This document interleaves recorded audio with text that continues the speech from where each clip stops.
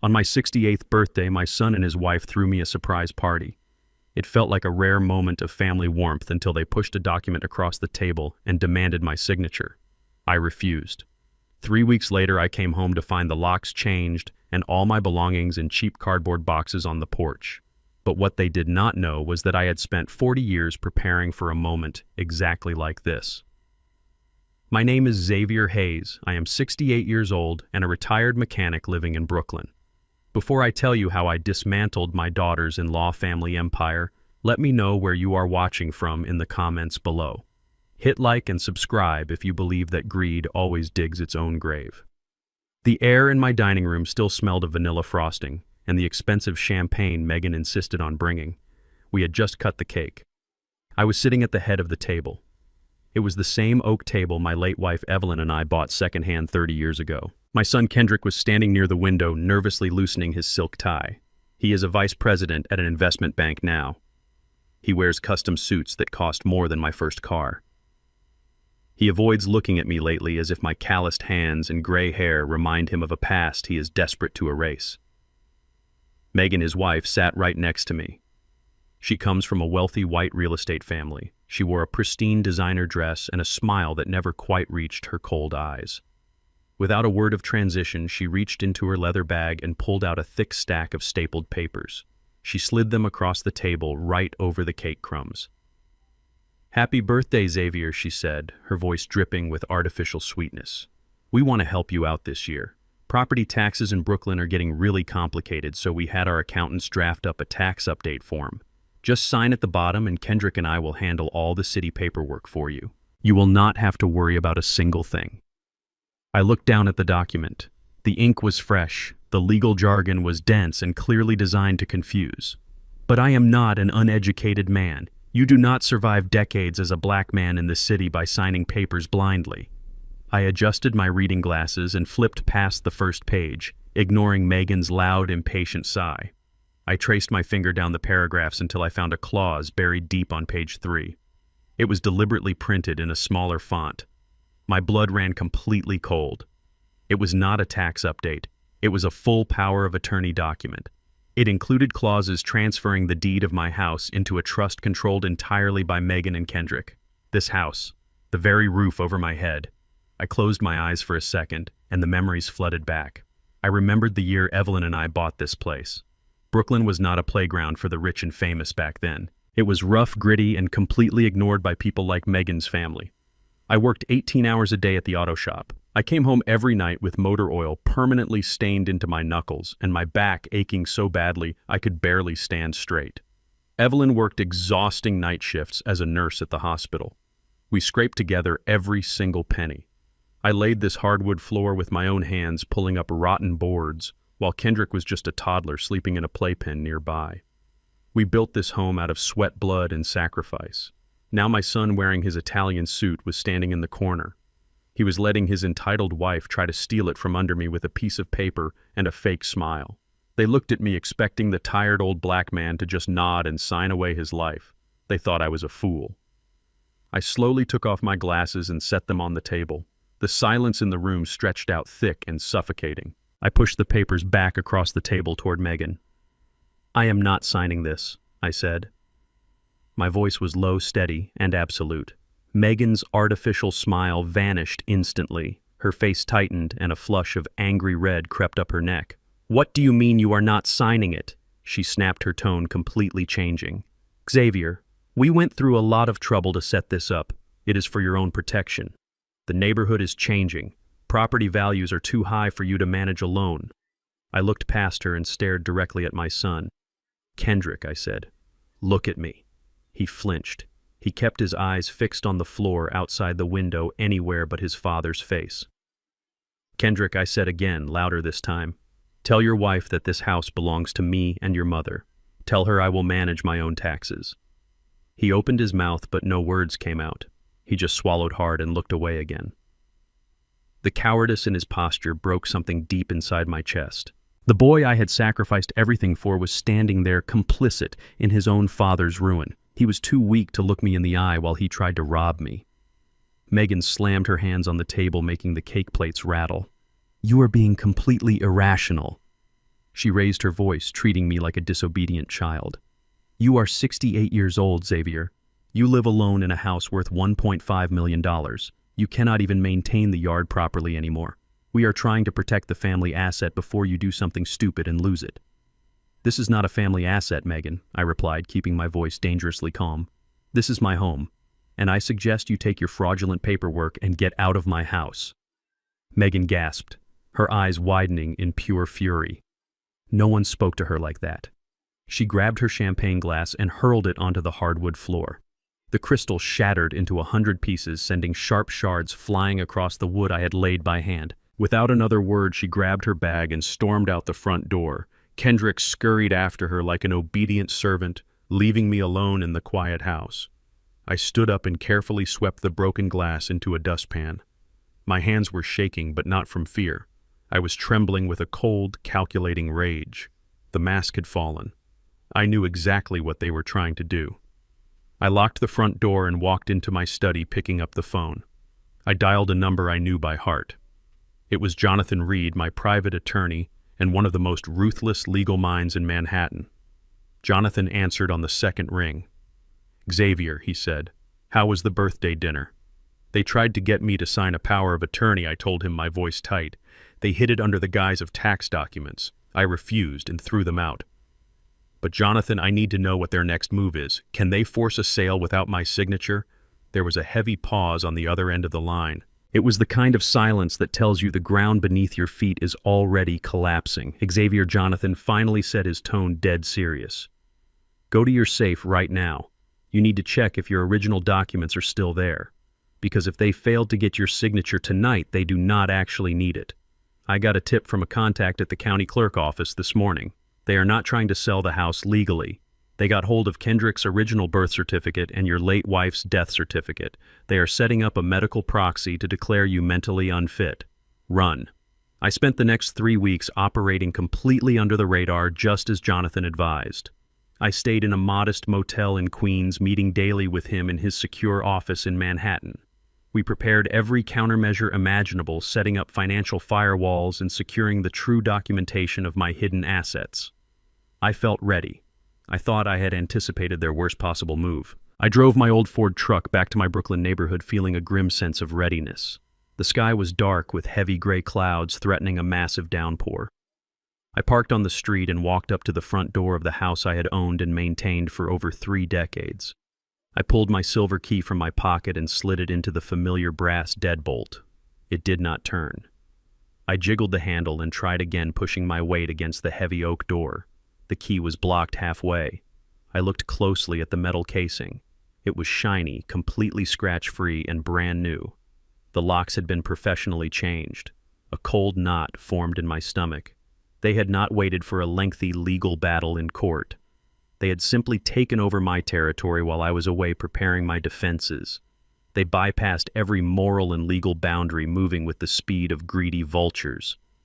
Just as the realization hit me, the skies finally opened up. Cold rain began to pour, soaking my heavy coat and the wooden porch planks I had varnished by hand last summer.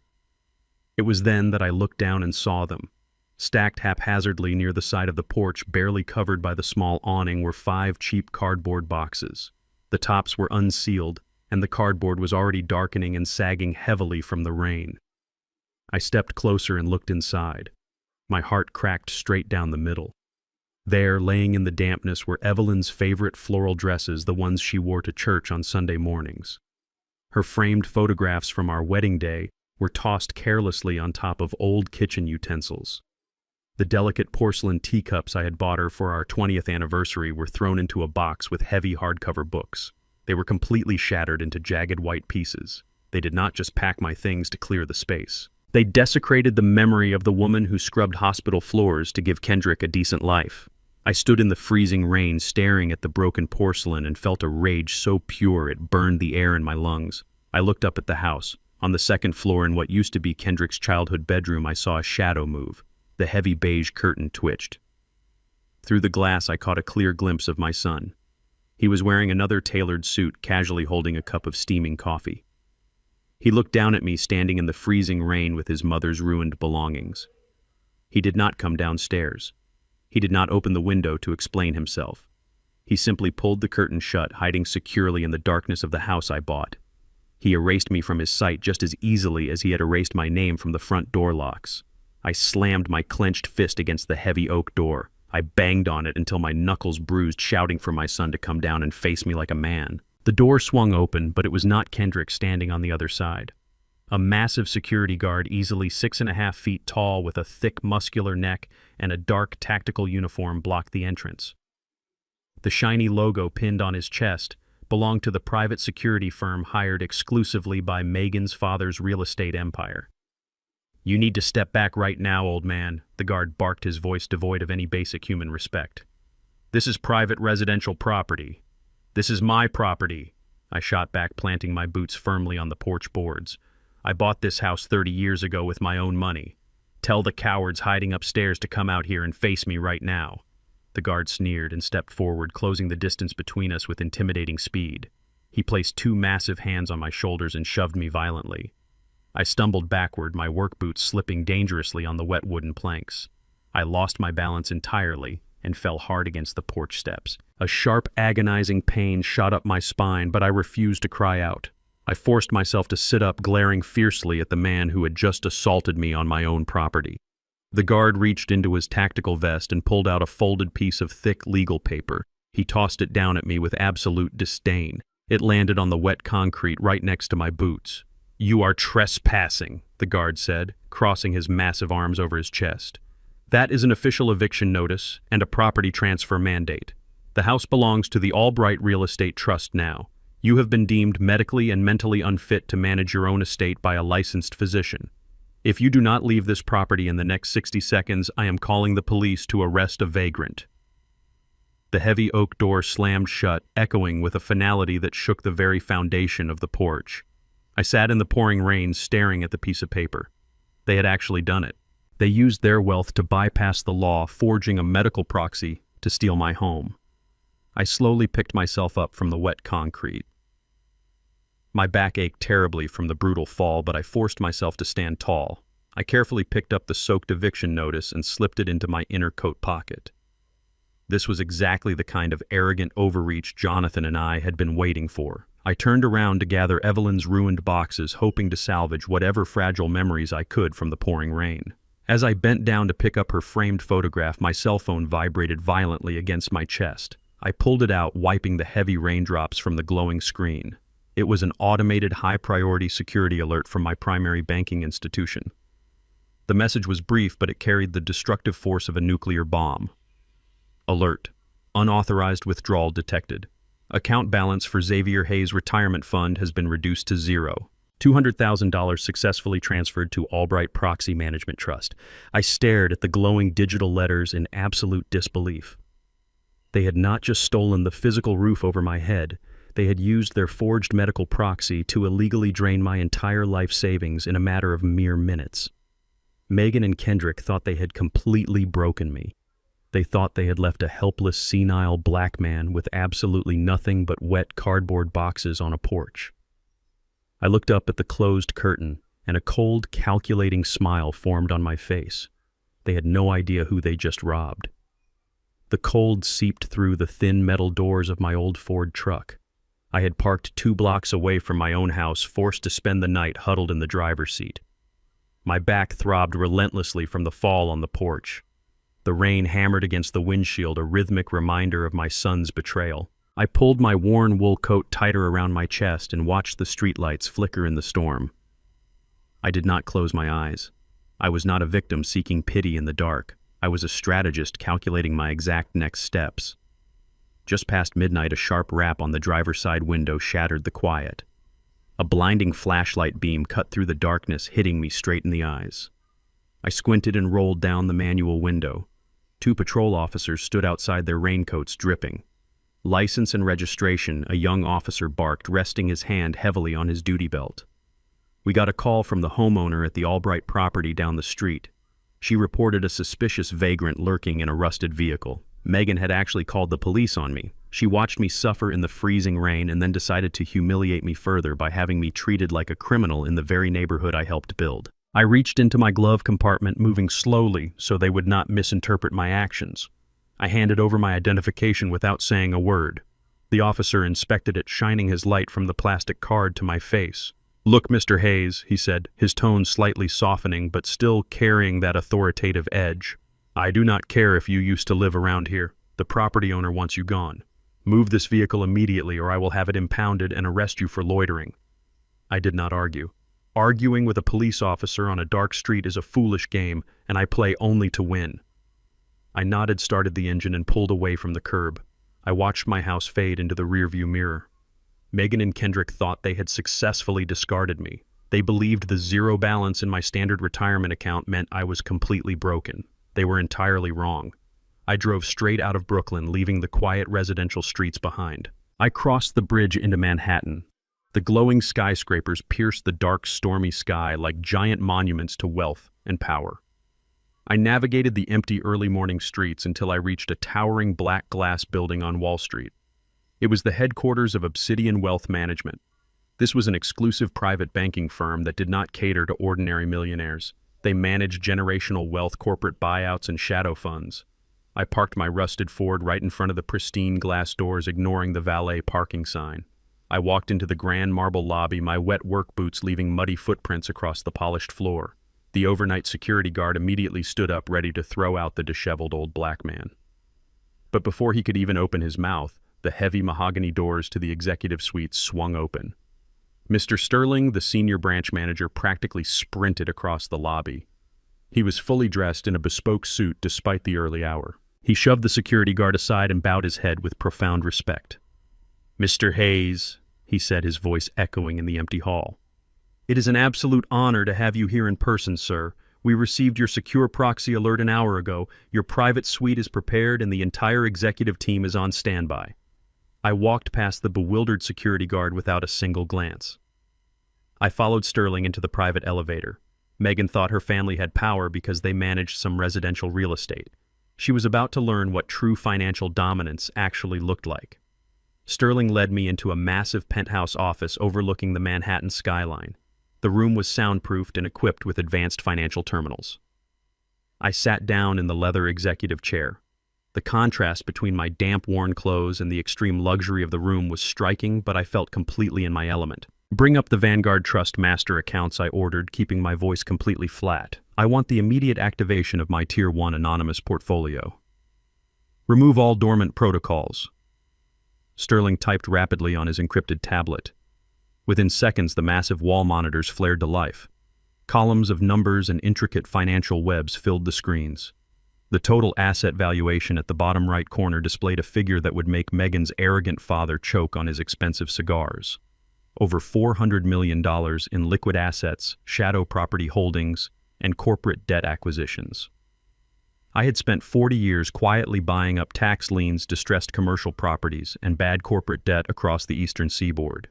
I lived a modest life because I never needed to show off my wealth. True power is invisible until the exact moment you decide to strike. I pointed a calloused finger at the center screen. "Now I want a complete forensic audit of Kendrick Hayes," I commanded. "I want every single transaction, every hidden offshore account, every credit line, and every shadow transfer connected to his social security number. Do not leave a single stone unturned."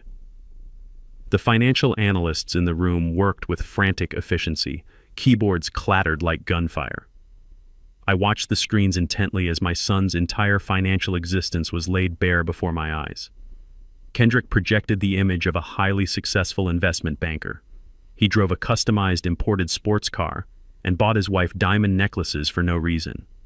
But the data painted a drastically different and desperate picture. His legitimate bank accounts were severely overdrawn. His credit scores were in a free fall. He had completely maxed out multiple high-interest loans using predatory shadow lenders. He was moving small amounts of money constantly just to cover the minimum monthly interest payments. He was not a successful executive. He was a drowning man gasping for air.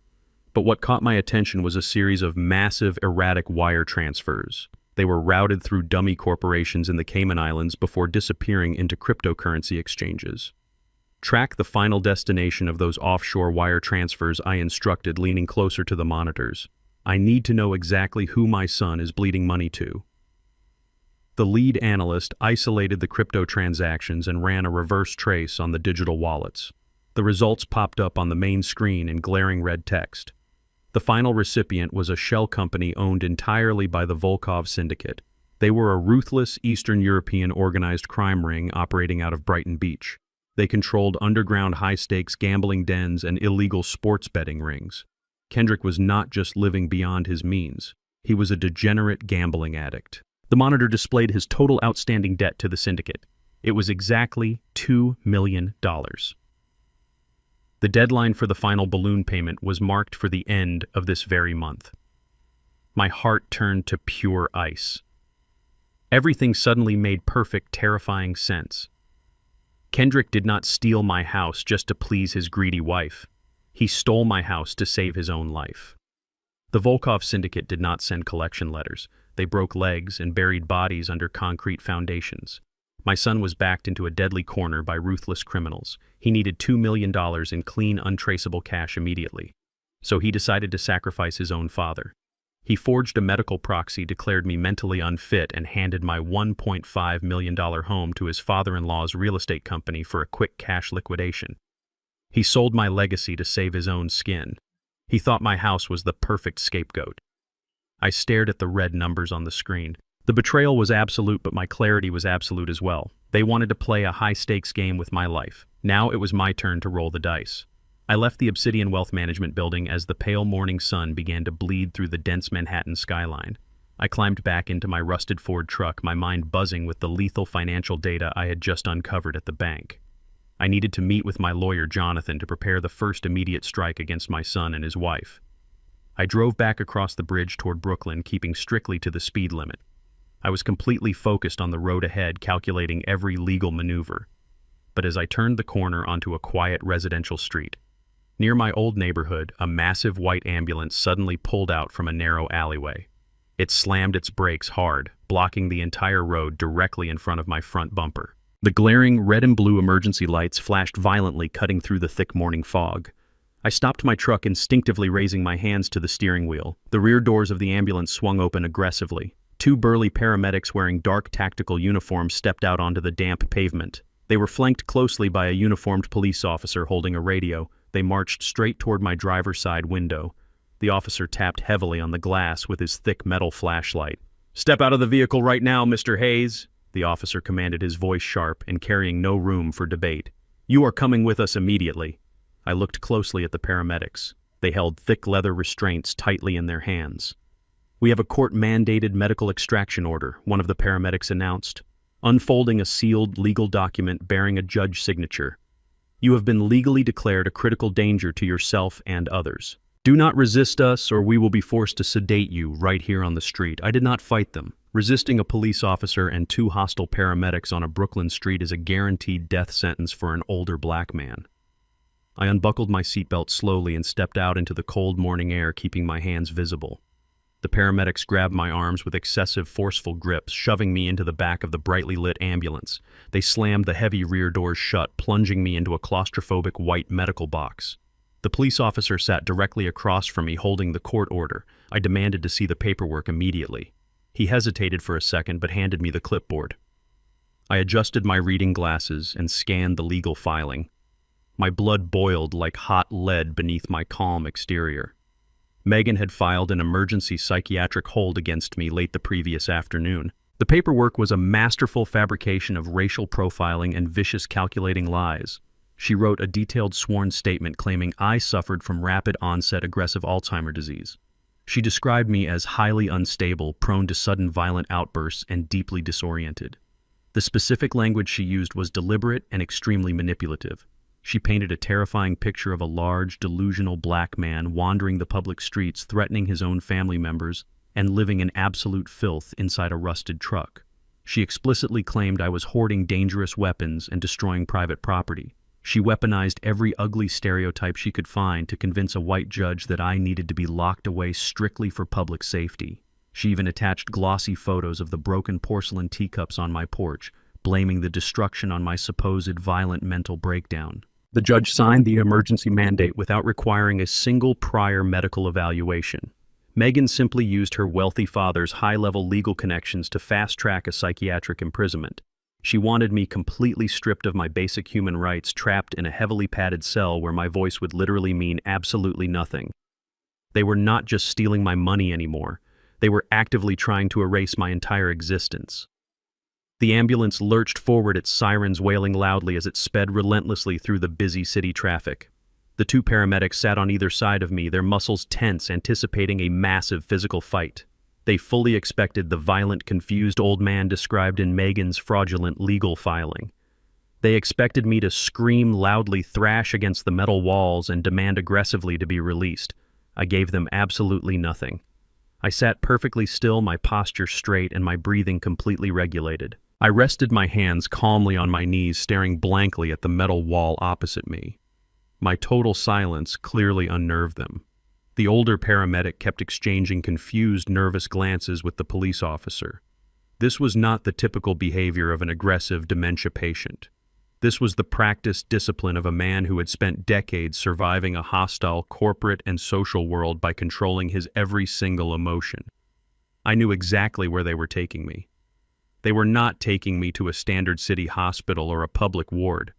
Megan would never risk a legitimate state-employed doctor examining my perfectly healthy brain. They were driving me to a highly private facility, a high-end psychiatric clinic catering specifically to wealthy families who needed to quietly disappear inconvenient relatives. While the paramedics briefly looked away, I slowly slid my right hand into the deep pocket of my heavy wool coat. My fingers wrapped securely around the small digital voice recorder Jonathan had given me just weeks ago. It was a high-grade covert device used by corporate investigators capable of picking up a faint whisper from across a noisy, crowded room. I pressed my thumb firmly against the tactical record button, feeling the slight click of activation. A tiny red light blinked once against the dark fabric, confirming the device was rolling and recording. I left my hand inside the pocket, making sure the sensitive microphone was perfectly positioned to capture every single word spoken in my presence. I was not a helpless victim being dragged unwillingly to a slaughterhouse. I was a fully armed predator walking directly into their carefully laid trap. I needed them to feel completely in control of the situation. I needed them to expose their entire criminal conspiracy clearly on tape. The ambulance finally slowed down and turned sharply into a private gated driveway. I heard the heavy iron gate shut forcefully behind us, sealing me inside their facility. The paramedics escorted me down a long, sterile hallway that smelled strongly of industrial bleach and expensive artificial air freshener. They pushed me roughly into a small, windowless examination room and locked the heavy security door from the outside. I sat on the rigid medical chair, waiting in the absolute silence. 10 minutes later, the door clicked open. A tall man wearing a pristine white lab coat walked in confidently. He had slicked back hair, an expensive gold watch on his wrist, and the arrogant smirk of a man who loved playing God with people's lives. He was Dr. Eris Thorne, the executive director of the private clinic. He did not carry a standard stethoscope or a basic medical chart. He carried a sleek, leather-bound legal folder. He sat directly across from me, crossing his legs, comfortably. "Mr. Hayes," he said, his tone entirely transactional and completely devoid of any medical empathy. "Let us skip the boring medical evaluations entirely. Your daughter-in-law has paid very well for my highly specialized services.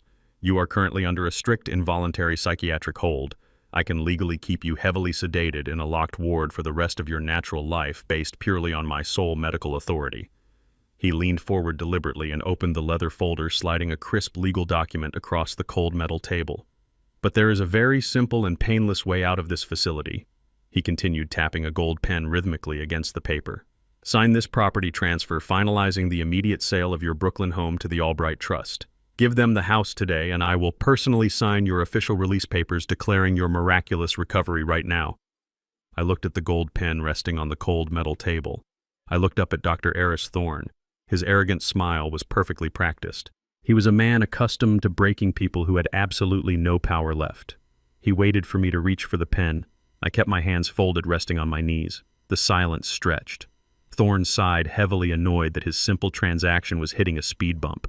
He stood up and walked over to a stainless steel medical cabinet. He opened a drawer and pulled out a thick glass syringe filled with a cloudy, viscous liquid. He tapped the glass with his manicured fingernail, pushing a tiny drop of fluid out of the needle. "This is a high-dose chemical sedative, Mr. Hayes," he said. his voice dropping its friendly pretense and adopting a cold, hard edge. "If you refuse to sign that document, I will personally inject this into your neck. You will spend the next 72 hours locked in a chemically induced nightmare. When you wake up, you will not even remember your own name, let alone the address of your precious house. I can keep injecting you legally until your brain actually turns to mush. It is entirely your choice. Sign the paper and walk out the front door or become a permanent resident of my intensive care ward." The threat was explicit and violent. He was ready to destroy my mind for a paycheck. I knew the digital recorder in my pocket was capturing every single syllable, but I needed more. I needed him to definitively tie the Albright family to this extortion. I let my shoulders slump forward intentionally, breaking my rigid posture. I forced my hands to shake violently, knocking the gold pen off the table. It clattered loudly against the floor. "Please," I stammered, pitching my voice up to sound frail and utterly terrified. "Please do not give me that medicine, doctor. I do not know what is happening to me lately. Sometimes I forget where I am. Sometimes I see things that are not there. My memory is slipping away, just like the court papers said."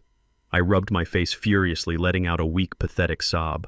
"I am just a confused old man. Why are you doing this to me? I do not understand who wants my house this badly." Thorne smiled an ugly, triumphant expression. He set the syringe down on the table, clearly satisfied that his threat had broken the old black mechanic. He leaned in close, his expensive cologne invading my personal space. "It is nothing personal, Xavier," he said, adopting a mockingly sympathetic tone. "You are just in the way of progress. Your daughter-in-law, Megan Albright, is a very determined woman. She and your son, Kendrick, paid a premium for my discretion. Megan made it explicitly clear that she wants that Brooklyn property transferred to her father's real estate trust by the end of business today. She does not care if you end up in a straitjacket to make it happen. She arranged the police. She arranged the ambulance. I am just the medical professional facilitating her vision. You should have just signed the tax papers at your birthday party, old man. Now pick up the pen and sign the transfer before I lose my patience and sedate you." I had it.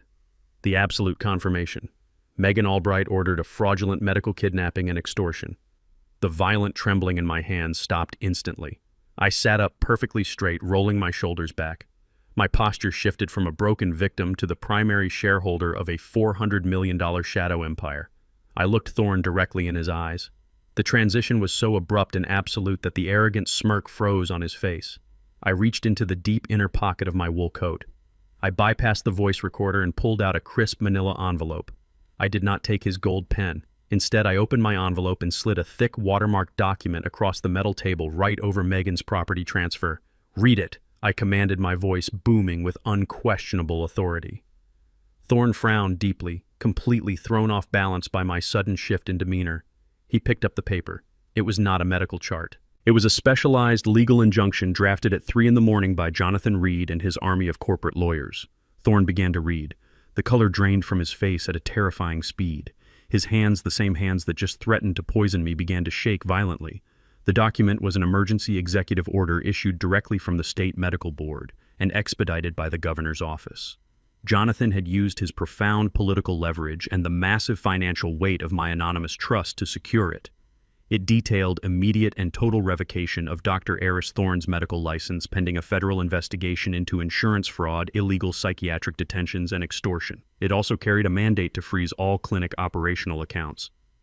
"You are not a doctor anymore, Aris," I said coldly. "You are an unemployed criminal sitting in a room with a man who holds enough financial and political power to ensure you spend the next 20 years in a federal penitentiary.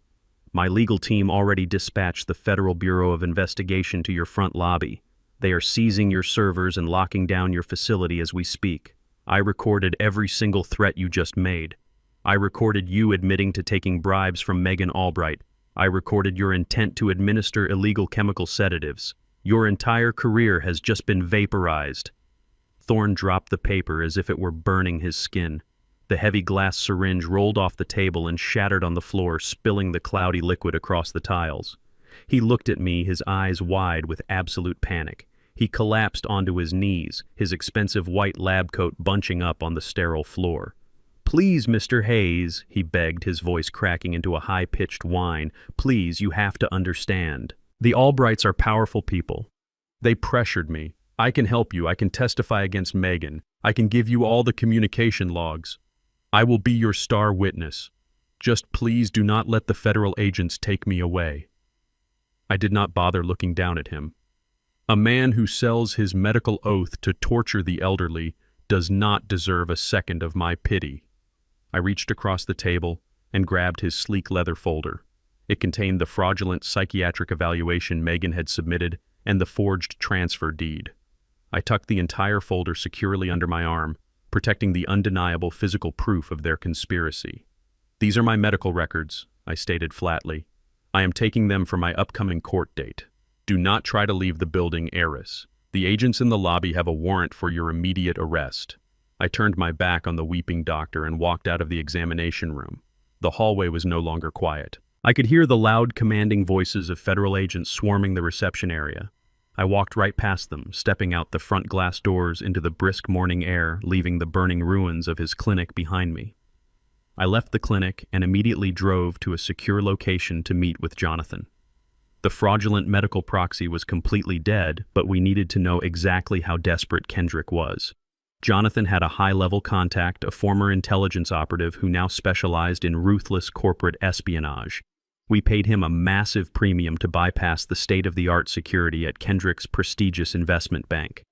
That same night, while the overnight cleaning crew swept through the executive floors, the operative slipped undetected into my son's corner office. He planted a micro-audio transmitter directly under the heavy mahogany desk. The device was virtually undetectable to standard security sweeps. It was designed to capture a whisper from 30 feet away. I wanted to hear every single panicked phone call, every argument, and every desperate move my son was making behind closed doors. The live audio feed was routed securely through encrypted servers directly to a specialized application on my phone. I sat in my temporary motel room testing the connection. The sound of Kendrick's office air conditioning hummed softly in my earpiece. I needed to map out his entire criminal network before I brought the hammer down on his life. The trap was perfectly positioned. Now all I had to do was wait for the rats to start turning on each other. As I sat in the dim light of the motel room staring at the silent audio waveform on my glowing screen, my mind drifted back to when Kendrick was just a teenager. He used to wrinkle his nose in absolute disgust whenever I walked into the house after a 14-hour shift at the garage. He hated the smell of motor oil and industrial grease that clung to my skin. He constantly told me that I smelled like poverty, like endless struggle, and like a life he was desperate to escape. I remember him looking at my permanently stained hands and making a solemn vow that he would never work a job that required him to scrub dirt from his fingernails. He wanted clean hands and sterile environments. He wanted to sit in climate-controlled glass towers and look down at the rest of the world. And he got exactly what he wanted. Today, he wears custom-tailored Italian wool suits that cost $3,000 apiece. He gets weekly manicures and wears imported cologne that costs more than my first set of mechanic tools. His hands are perfectly clean, but his soul is entirely rotten to the core. He traded the honest grime of hard physical labor for the invisible filth of corporate theft and massive gambling debts. I worked myself to the bone, ruining my back and my knees so he could attend the best universities. I gave him the financial and moral foundation to build a life of absolute honor. Instead, he used that foundation to build a fragile monument to his own greed and arrogance. He was so deeply ashamed of where he came from that he gladly sold out his own father to protect his fabricated high society image. The irony was a bitter pill to swallow. My hands might have been stained with engine grease, but every single dollar I earned was honest and clean. His hands were spotless, but every dollar he touched was covered in deception and blood. The next afternoon, the silent audio feed suddenly crackled to life with alarming intensity. I quickly put on my headphones and turned up the volume to maximum. The heavy oak door of Kendrick's office slammed shut with enough force to rattle the microphone. Megan's voice cut through the static, sharp, vicious, and completely furious. She was pacing the floor rapidly, her expensive heels clicking aggressively against the polished hardwood. "What do you mean the psychiatric clinic was raided?" she screamed, her voice echoing off the glass walls. "I paid Dr. Thorne $50,000 from my personal account to secure that medical proxy. How in the hell did the federal agents get involved?" Kendrick's voice trembled violently as he replied. He sounded absolutely nothing like the confident, arrogant vice president he pretended to be in public. "I do not know, Megan," he stammered. Thorne is currently in federal custody, and the entire proxy is completely void. We do not have the house. We cannot liquidate the property to your father's trust. Megan threw something heavy across the room. It shattered violently against the wall. You are absolutely useless, Kendrick, she hissed with pure venom. My father is expecting the signed deed to that Brooklyn property by Friday to finalize his gentrification block. I promised him we had the asset secured. Now I look like a complete fool in front of the board. In sheer panic. He is not our biggest problem right now, Megan. The Volkov syndicate is the real problem. They called my private line again this morning. They do not care about the house anymore. They want their $2 million in clean cash by the end of the week, or they are going to send their enforcers to our condo. They know exactly where you sleep, Megan. They know where your wealthy parents live. We are completely out of time.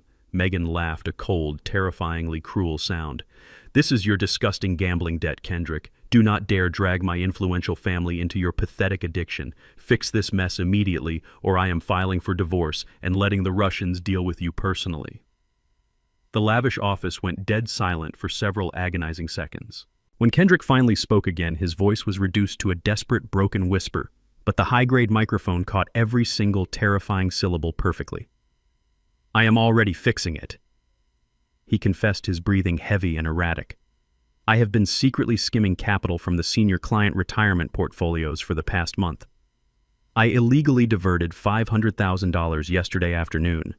I am transferring another $1.5 million tomorrow morning right before the quarterly bank audits run.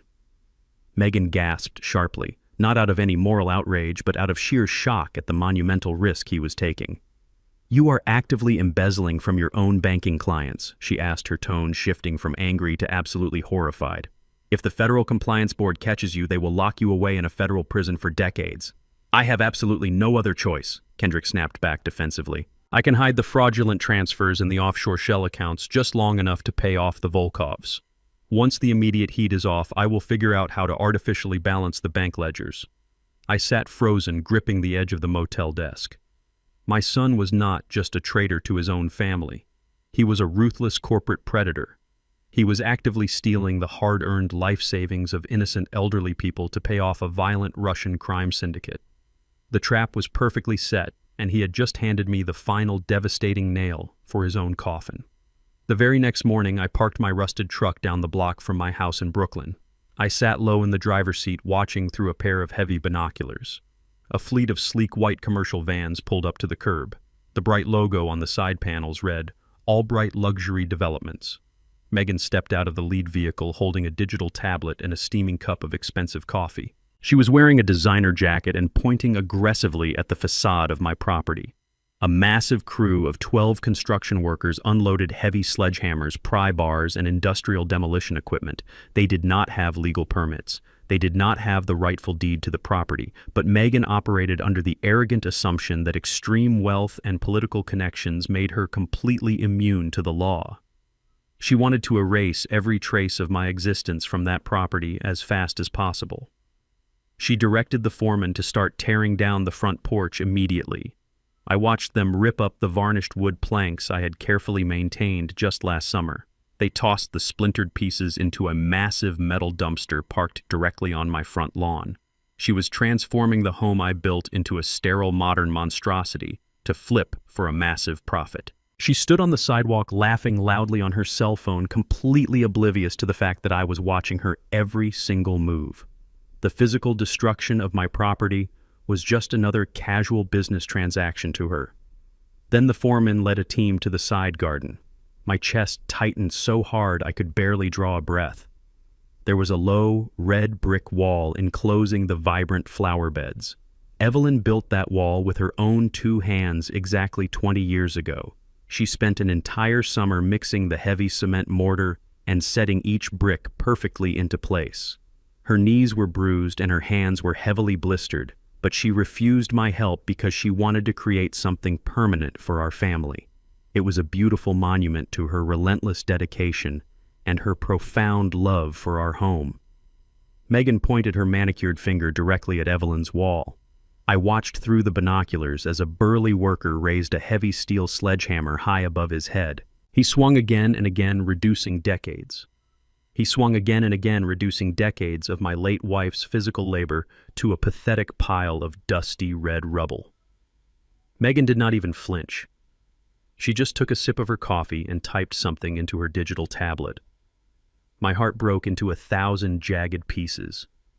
The grief hit me first, a suffocating wave of pure sorrow for the utter disrespect shown to the woman who gave Kendrick his very life. But the grief evaporated in a matter of seconds. It was instantly replaced by a rage so pure and absolute it felt like liquid fire running through my veins. They were not just stealing an expensive financial asset. They were actively spitting on the grave of a good black woman who sacrificed everything for them. I lowered the binoculars and placed them carefully on the passenger seat. My hands were perfectly steady. The time for gathering evidence and acting like a vulnerable victim was officially over. I was going to strip them of everything they held dear, and I was going to start with the very foundation of Megan's arrogant existence. I started the engine of my truck and drove away from the demolition site. I did not drive to the police station to report the trespassing. The police could only stop the physical destruction of the wood and the bricks. I wanted to obliterate their entire financial reality. I headed straight back to the secure penthouse office at Obsidian Wealth Management in Manhattan. Mr. Sterling was waiting for me at the private elevator. I bypassed all the pleasantries and walked directly into the secure, soundproof conference room. I instructed Sterling to initiate a heavily encrypted global conference call immediately. Within 2 minutes, the massive digital screens illuminated the dark room. The shadows and blurred silhouettes of the 5 primary board members of the Vanguard Trust appeared on the glowing monitors. These were anonymous billionaires, offshore power brokers, and ruthless corporate liquidators who operated strictly under my direct command. They knew me only as the majority shareholder, the man who had guided their massive investments to absolute perfection for the last 40 years. "Gentlemen," I said, keeping my voice devoid of any emotion, "we are shifting our immediate acquisition strategy today. I want a total mobilization of our liquid capital reserves across all shadow accounts." The board members remained silent, waiting for my precise directive. They knew a sudden shift of this magnitude meant a hostile takeover was imminent. I pulled up the detailed financial dossier on Albright Luxury Developments, the massive real estate empire owned entirely by Megan's father. The company projected an image of absolute financial dominance, but my earlier forensic audits had revealed their fatal weakness. They were dangerously over-leveraged. They relied heavily on toxic short-term loans and high-risk commercial mortgages to fund their rapid expansion into gentrified Brooklyn neighborhoods. They were swimming in bad corporate debt, hiding cleverly behind their wealthy society reputation. They thought they were completely untouchable because their creditors were scattered across dozens of smaller regional banks. They were completely wrong.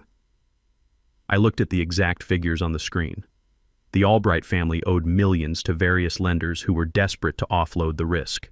I was about to become their worst nightmare. I was going to weaponize their own toxic debt against them.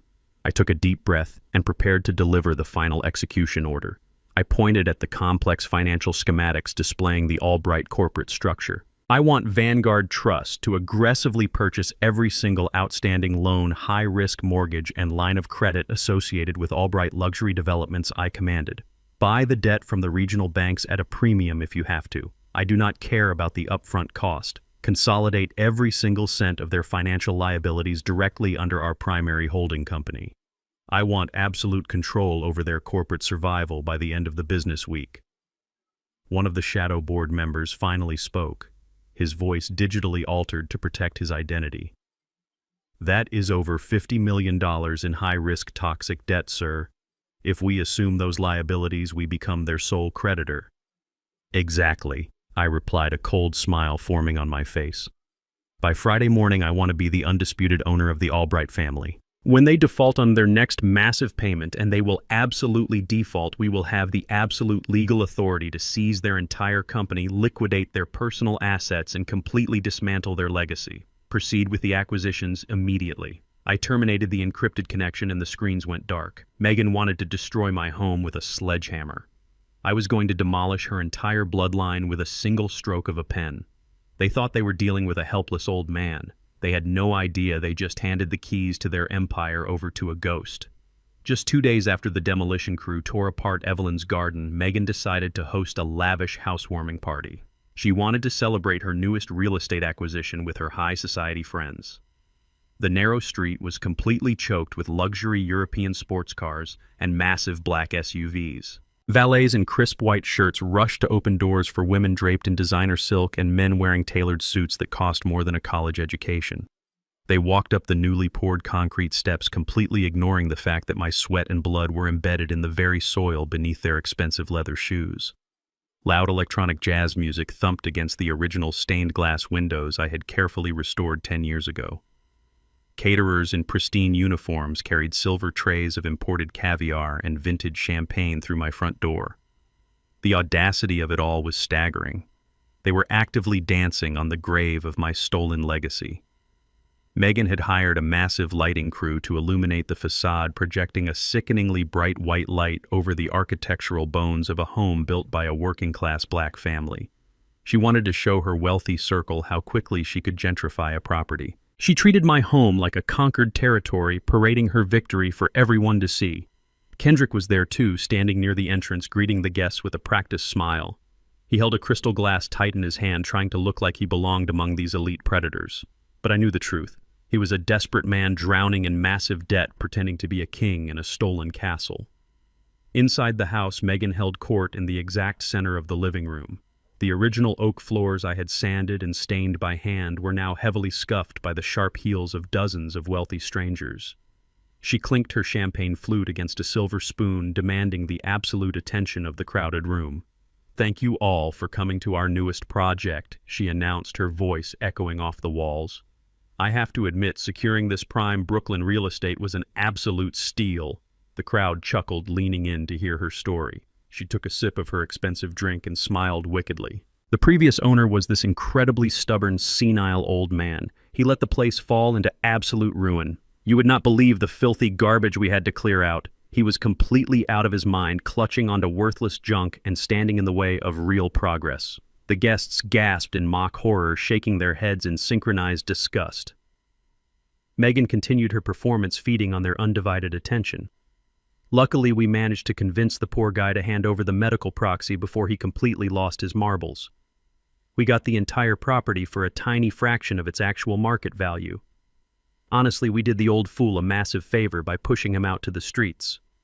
He belongs in a state medical facility, not managing $1 million asset.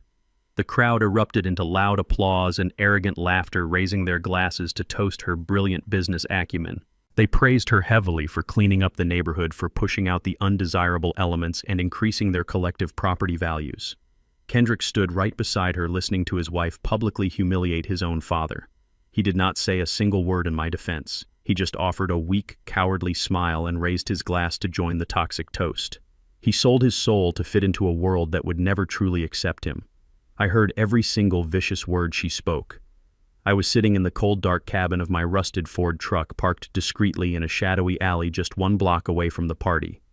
The dashboard was completely dark, but my face was illuminated by the harsh blue glow of my digital tablet. When I upgraded the home security system 2 years ago, I did not just install standard cameras on the front porch. I had custom micro lenses embedded directly into the living room crown molding and the dining room chandeliers. They were highly sophisticated devices designed to blend perfectly with the vintage aesthetics of the house.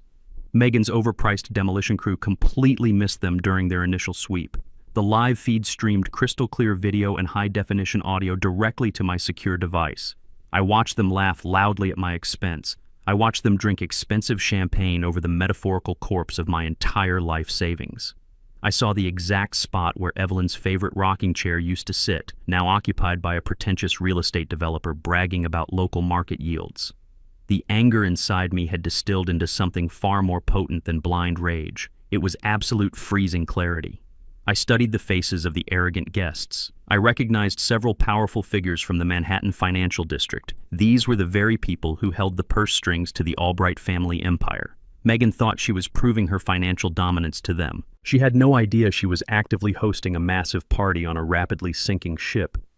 My fingers hovered over the screen, tracing the smug outline of my son. He was sweating profusely despite the cool air conditioning. He kept checking his phone, his eyes darting nervously toward the heavy front door. The Volkov syndicate deadline was approaching extremely fast, and he was running out of time to liquidate the stolen house. He was trapped in a horrific nightmare of his own making, surrounded by fake friends who would abandon him the second his bank accounts ran dry. I let them enjoy their false victory for a few more minutes. I wanted them to feel entirely untouchable. I wanted their arrogance to peak perfectly so the inevitable fall would shatter them completely. I closed the security application on my tablet and picked up my encrypted mobile phone. I dialed Jonathan Reed's direct private line. He answered immediately, the background noise of his busy legal war room humming quietly over the speaker. Xavier Jonathan said, his voice sharp and fully prepared for action. Vanguard Trust has officially secured 92% of the Albright family toxic debt. The transition of ownership is legally binding and entirely locked in. We possess the absolute legal authority to call in the margins whenever you give the word. I looked out the windshield toward the bright lights of my stolen house, illuminating the dark Brooklyn sky. The loud bass of the electronic music vibrated through the damp night air. Execute Phase 1, I commanded, my voice dropping to a lethal, unyielding calm. Freeze all of Kendrick's corporate banking privileges instantly. Flag his high-limit credit cards for immediate extreme fraud review. I want every single dollar he has access to locked down right now. And Jonathan, I added, gripping the leather steering wheel tightly, make sure the private catering company processing the payments for that party runs his card in exactly 5 minutes. Understood, Mr. Hayes. Jonathan replied, the distinct sound of keyboard clacking echoing through the phone. The financial locks are being actively engaged right now. Let the games begin. I ended the call and tossed the phone onto the passenger seat. I leaned back against the worn fabric of my truck, preparing to watch the digital feed again. The greedy vultures were busy feasting on what they thought was a dead carcass. They were about to discover the absolute terror of being hunted. I sat in the dark cabin of my truck, watching the live feed on my tablet. The extravagant party was in full swing. The catering manager, a sharp-looking man in a black vest, approached Kendrick. He held a sleek digital payment terminal. The initial deposit for the imported caviar and vintage champagne had been cleared days ago, but the open bar tab had reached its limit. Kendrick smiled confidently, trying to impress a group of Manhattan real estate developers standing nearby. He reached into his tailored Italian suit jacket and pulled out a heavy metal black credit card. It was the ultimate status symbol for a fake corporate elite. He tapped the card against the screen with an arrogant flick of his wrist. The machine processed for 3 agonizing seconds. Then it emitted a loud, sharp beep. A bright red error message flashed across the digital screen. Declined.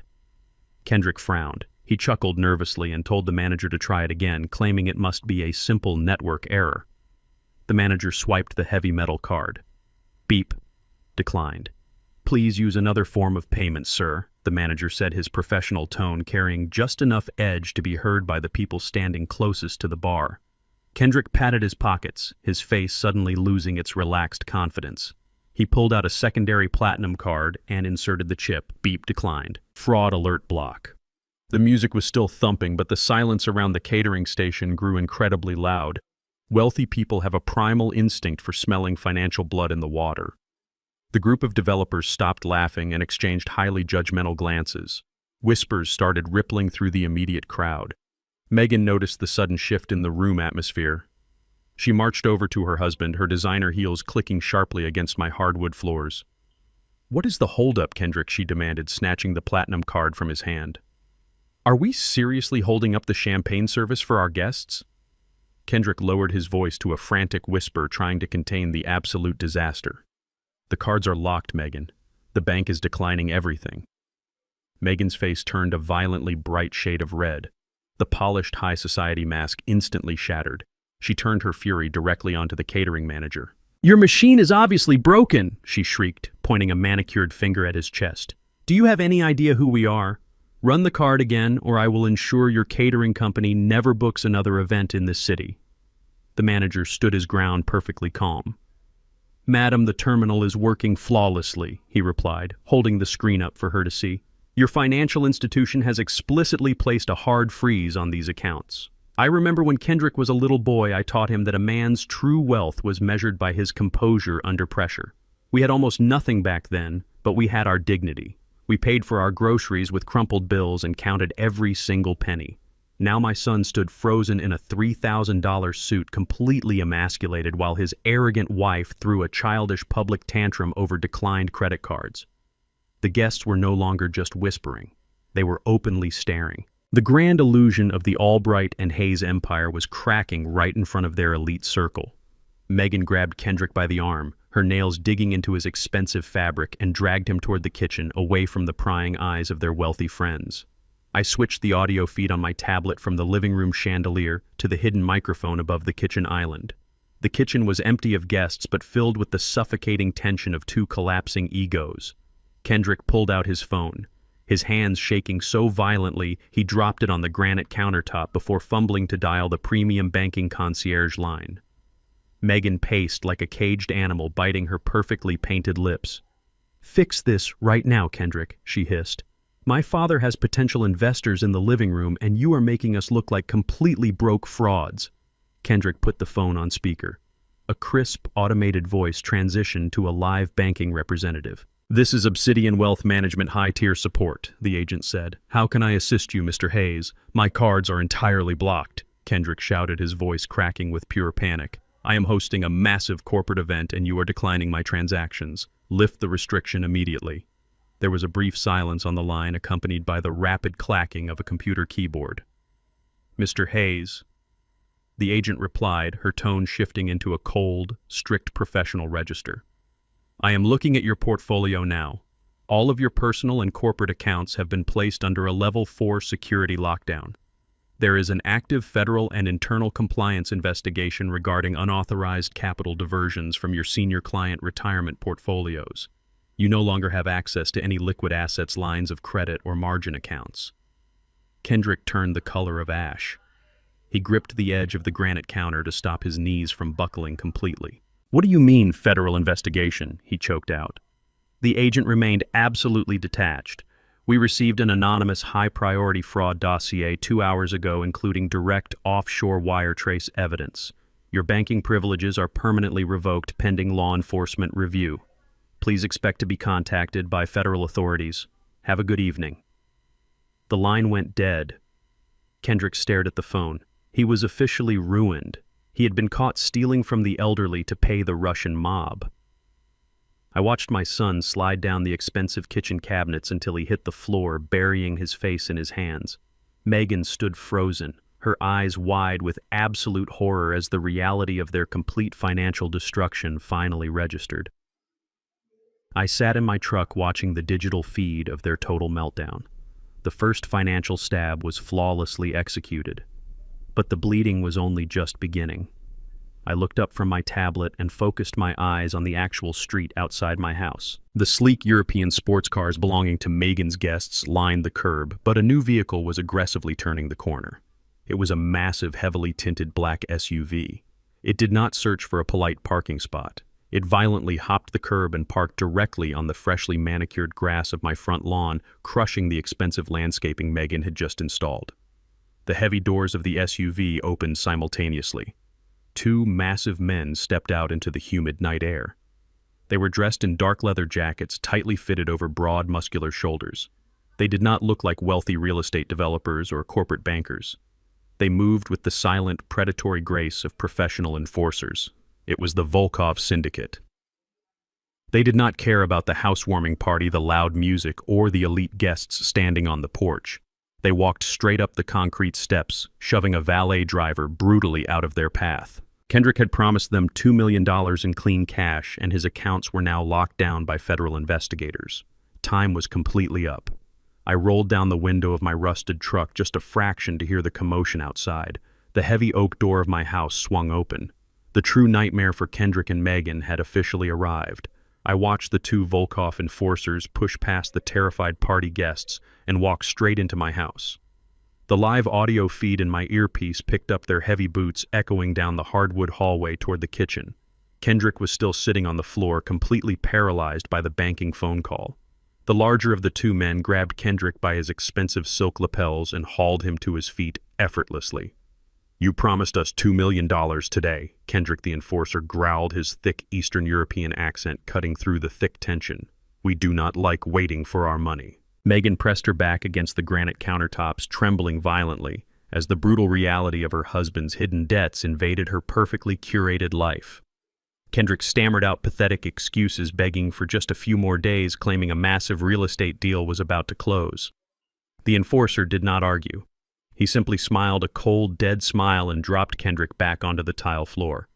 "Words are completely useless to us now," the enforcer said casually, adjusting his leather jacket. "We will take a small down payment tonight just to remind you exactly who owns your life." The two men walked out of the kitchen, ignoring the horrified stares of the wealthy elite guests.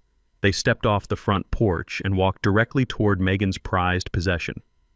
It was a brand new imported luxury sports car parked illegally near the driveway. One of the men casually pulled a heavy steel baton from his dark jacket.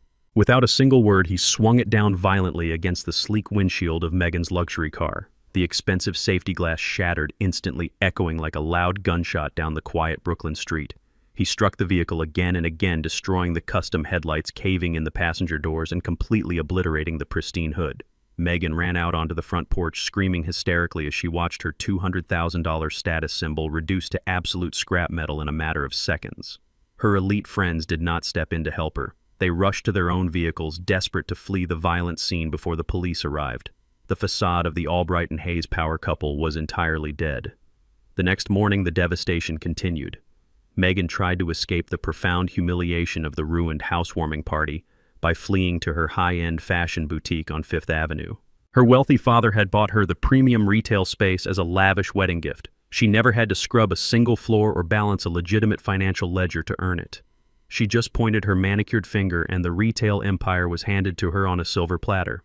I remember my late wife Evelyn sewing late into the night until her fingers physically bled just to afford my first set of professional mechanic tools. We built our lives on genuine, relentless sacrifice, while Megan built hers on unearned privilege. But privilege is a highly flammable illusion. I sat in my temporary executive office at Obsidian Wealth Management, sipping black coffee as my legal team executed the next phase of the financial slaughter. Megan arrived at her boutique expecting the comforting smell of expensive leather and subservient employees.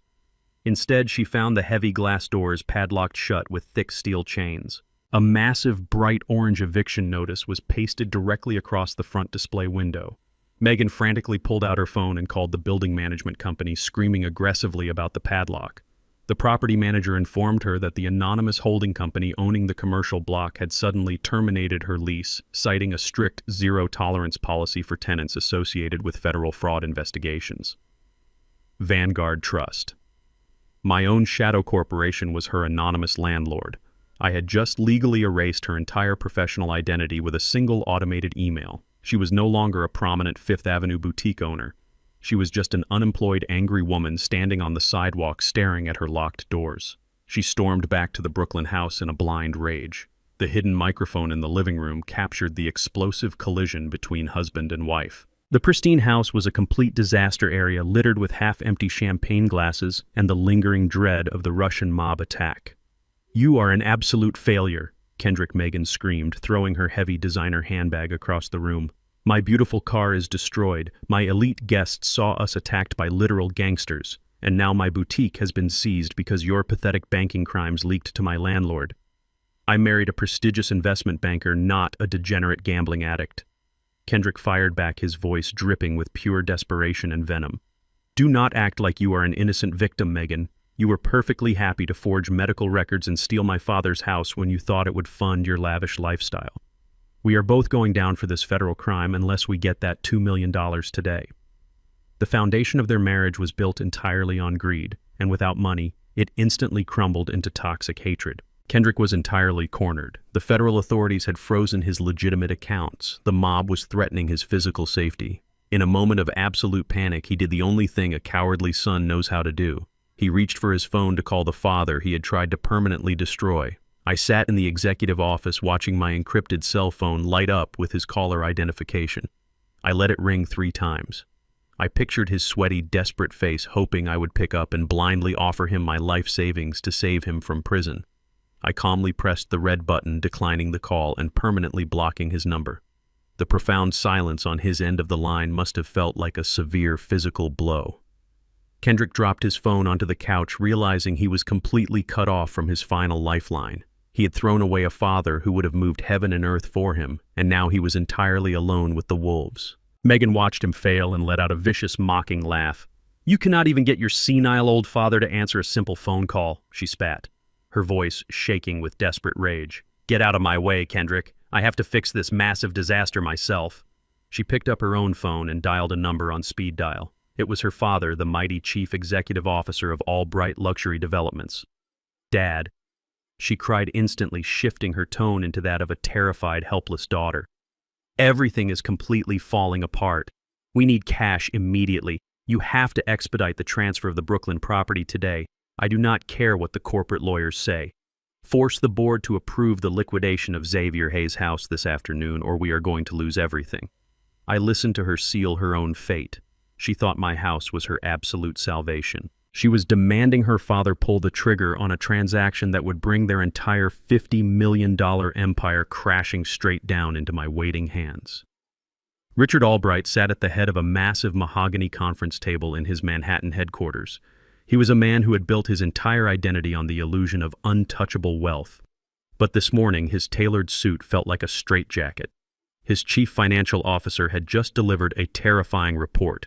A massive, anonymous shadow corporation known only as Vanguard Trust had aggressively purchased over 90% of their outstanding corporate debt in a matter of 48 hours. Richard did not know who controlled Vanguard Trust, but he knew what it meant when a single entity cornered your liabilities. It meant a hostile takeover was imminent. He was bleeding cash rapidly, and his traditional banking allies had suddenly stopped returning his phone calls. When his daughter Megan called him screaming in absolute panic about needing to liquidate the Brooklyn property, immediately Richard saw a desperate lifeline. He believed selling that gentrified block would generate just enough immediate liquid capital to appease his mysterious new creditors. He ordered an emergency board meeting for noon, demanding all senior partners attend to rubber stamp the expedited sale of my home. Back in Brooklyn, Megan and Kendrick were preparing for the meeting that they believed would magically erase their horrific nightmare. I watched them through the hidden bedroom camera. The arrogant glamour they had projected just 2 nights ago was completely gone. Kendrick pulled a wrinkled suit from the closet. His hand shook so violently he could barely button his own shirt. He had not slept a single minute. The terrifying reality of the federal banking investigation and the looming threat of the Russian mob had hollowed out his face. He looked like a dead man walking. Megan was in no better shape. She frantically applied thick layers of expensive makeup, trying to hide the dark, exhausted circles under her eyes. Their pristine luxury car was a shattered pile of glass and dented metal sitting on the front lawn. They were forced to call a cheap local taxi to drive them to Manhattan. They sat in the back of the cab in complete silence, physically repulsed by the smell of stale cigarette smoke and cheap air freshener. They were entirely stripped of their unearned dignity. I sat in the luxurious executive suite at Obsidian Wealth Management, preparing for my own departure. My personal tailor had just finished adjusting the final measurements on my charcoal gray, bespoke suit. I looked at my reflection in the floor-to-ceiling mirror. I did not look like the tired old mechanic who wore grease-stained overalls for 40 years. I looked like the apex predator of the financial food chain. Looking at the immaculate stitching on my cuffs, my mind drifted back to Kendrick's middle school graduation. I had taken extra overnight shifts at the auto shop for 2 straight months just to afford a high-quality tailored suit for him. I wanted my black son to stand on that stage looking just as sharp and dignified as the wealthy white kids in his class. I sacrificed my own body to give him a shield of armor against a harsh world. I bought him that suit so he would never have to feel inferior. Now he was putting on his expensive suits to actively destroy the man who bought him his first one. The profound heartbreak of that memory fueled the cold, unyielding fire in my chest. I adjusted my silk tie and signaled to Jonathan Reed. It was time to execute the final corporate slaughter. The boardroom at Albright Luxury Developments was thick with suffocating tension. Richard Albright stood at the head of the table, surrounded by 6 heavily sweating executives. The panoramic windows offered a breathtaking view of the city, but nobody was looking outside. They were all staring at the grim financial projections displayed on the central monitor. Megan and Kendrick burst through the heavy glass doors, interrupting the chief financial officer. Megan marched straight to the table, demanding immediate attention. Her voice was shrill and completely devoid of professional decorum. "Dad, we need the cash transfer from the Brooklyn property finalized right now," she insisted, slamming her designer purse onto the polished mahogany. Kendrick is facing severe legal complications and my boutique was illegally padlocked this morning. I need my share of the liquidation immediately. Richard glared at his daughter, his face flushed with extreme stress. Sit down and shut up. Megan, he barked, his usual indulgent tone completely replaced by corporate panic. You are not the only one drowning here. We are pushing the residential sale through the board right now. As soon as the deed transfers to the corporate trust, we can leverage it for a massive emergency loan. It is the only thing keeping this entire company from filing for bankruptcy by the end of the week. Kendrick sank into a leather chair, wiping a thick layer of cold sweat from his forehead. He truly believed he was inches away from salvation. He believed my stolen house was going to pay off the Russian mob and keep him out of federal prison. They placed the fraudulent property transfer documents in the exact center of the table. Richard picked up his expensive gold pen, preparing to sign the executive authorization that would legally absorb my home into his failing empire. He raised the pen, confident that his wealth and power could pave over any obstacle. He thought he was playing a winning hand. He did not know the game had already ended. The heavy double doors of the boardroom swung open with a violent metallic crash. The sudden noise echoed like a gunshot, stopping Richard dead in his tracks. Every single executive at the table whipped their heads around in profound shock. I walked into the room. I moved with slow, deliberate, and absolute authority. My charcoal bespoke suit fit perfectly, radiating silent, immense power. Jonathan Reed walked one step behind my right shoulder, holding a thick black leather briefcase. Two massive armed security contractors from Obsidian Wealth Management flanked us, securing the doorway and blocking any possible exit. The room fell into a stunned, breathless silence. Megan was the first to break the quiet. She stared at me, her eyes wide with a mixture of utter confusion and venomous disgust. She completely failed to process the transformation standing in front of her. To her, I was just the pathetic, senile old black man she had kicked out into the rain. What the hell are you doing here? She shrieked, her voice breaking the professional atmosphere. How did you get past security? Get out of this building before I have you arrested for trespassing. She turned to the executives, pointing a manicured finger at me. This is the crazy old man I told you about, the one who lost his mind. Call the police immediately. I did not stop walking. I did not even look at her. I walked directly toward the head of the table, fixing my gaze entirely on Richard Albright. The executives scrambled out of their chairs, intimidated by the sheer physical presence of my security team and the cold, lethal confidence radiating from my posture. Kendrick looked up from his chair, the color completely drained from his face, leaving him looking like a terrified ghost. He recognized Jonathan Reed instantly. Everyone in the Manhattan Financial District knew Jonathan Reed. He was the corporate Grim Reaper. If Reed was in your boardroom, your company was already dead. Richard Albright gripped his gold pen, his hands trembling slightly. Who do you think you are, barging into a private board meeting? Richard demanded, trying unsuccessfully to project authority. Security is on the way. You are making a massive mistake, old man. I stopped at the exact opposite end of the mahogany table. I placed both of my hands flat on the polished wood, mirroring the exact aggressive stance Megan had used against me on my birthday. I am not making a mistake, Richard, I said, my voice echoing smoothly across the massive room. I am just here to collect my property. I gestured slightly with my left hand. Jonathan stepped forward, placing the heavy black leather briefcase directly on top of the fraudulent property transfer documents. He popped the metal latches open. The sharp click sounded like a guillotine dropping. Jonathan pulled out a massive stack of certified financial contracts and spread them deliberately across the table for every executive to see. Allow me to introduce my client, Jonathan, announced, his voice dripping with lethal professional precision. This is Mr. Xavier Hayes. He is the primary owner and sole managing director of Vanguard Trust. As of 9 o'clock this morning, Mr. Hayes legally holds 96% of all outstanding debt associated with Albright Luxury Developments. He is your primary creditor, your anonymous landlord, and the absolute owner of this entire corporate structure. Richard Albright choked on his own breath. The gold pen slipped from his fingers and clattered loudly against the table. He stared at the certified documents, his eyes scanning the aggressive buyout signatures. The realization hit him with the destructive force of a freight train. The mysterious billionaire who had systematically cornered his entire empire was the exact same man his daughter had tried to throw onto the street. Megan stood frozen, her mouth opening and closing silently like a suffocating fish. Kendrick slid completely out of his chair, dropping onto his knees on the carpeted floor. The illusion was shattered. The slaughter had officially begun. Richard Albright reached out with a trembling hand and pulled the thick stack of financial contracts closer to his chest. He flipped through the crisp pages, his eyes darting frantically across the dense legal paragraphs and the undeniable notarized seals. The total liability figure printed in bold black ink at the bottom of the master ledger was staggering. $50 million. It was all immediately callable. Megan finally snapped out of her paralyzed state. She slammed her hands violently against the mahogany table, her perfectly manicured nails scraping against the polished wood.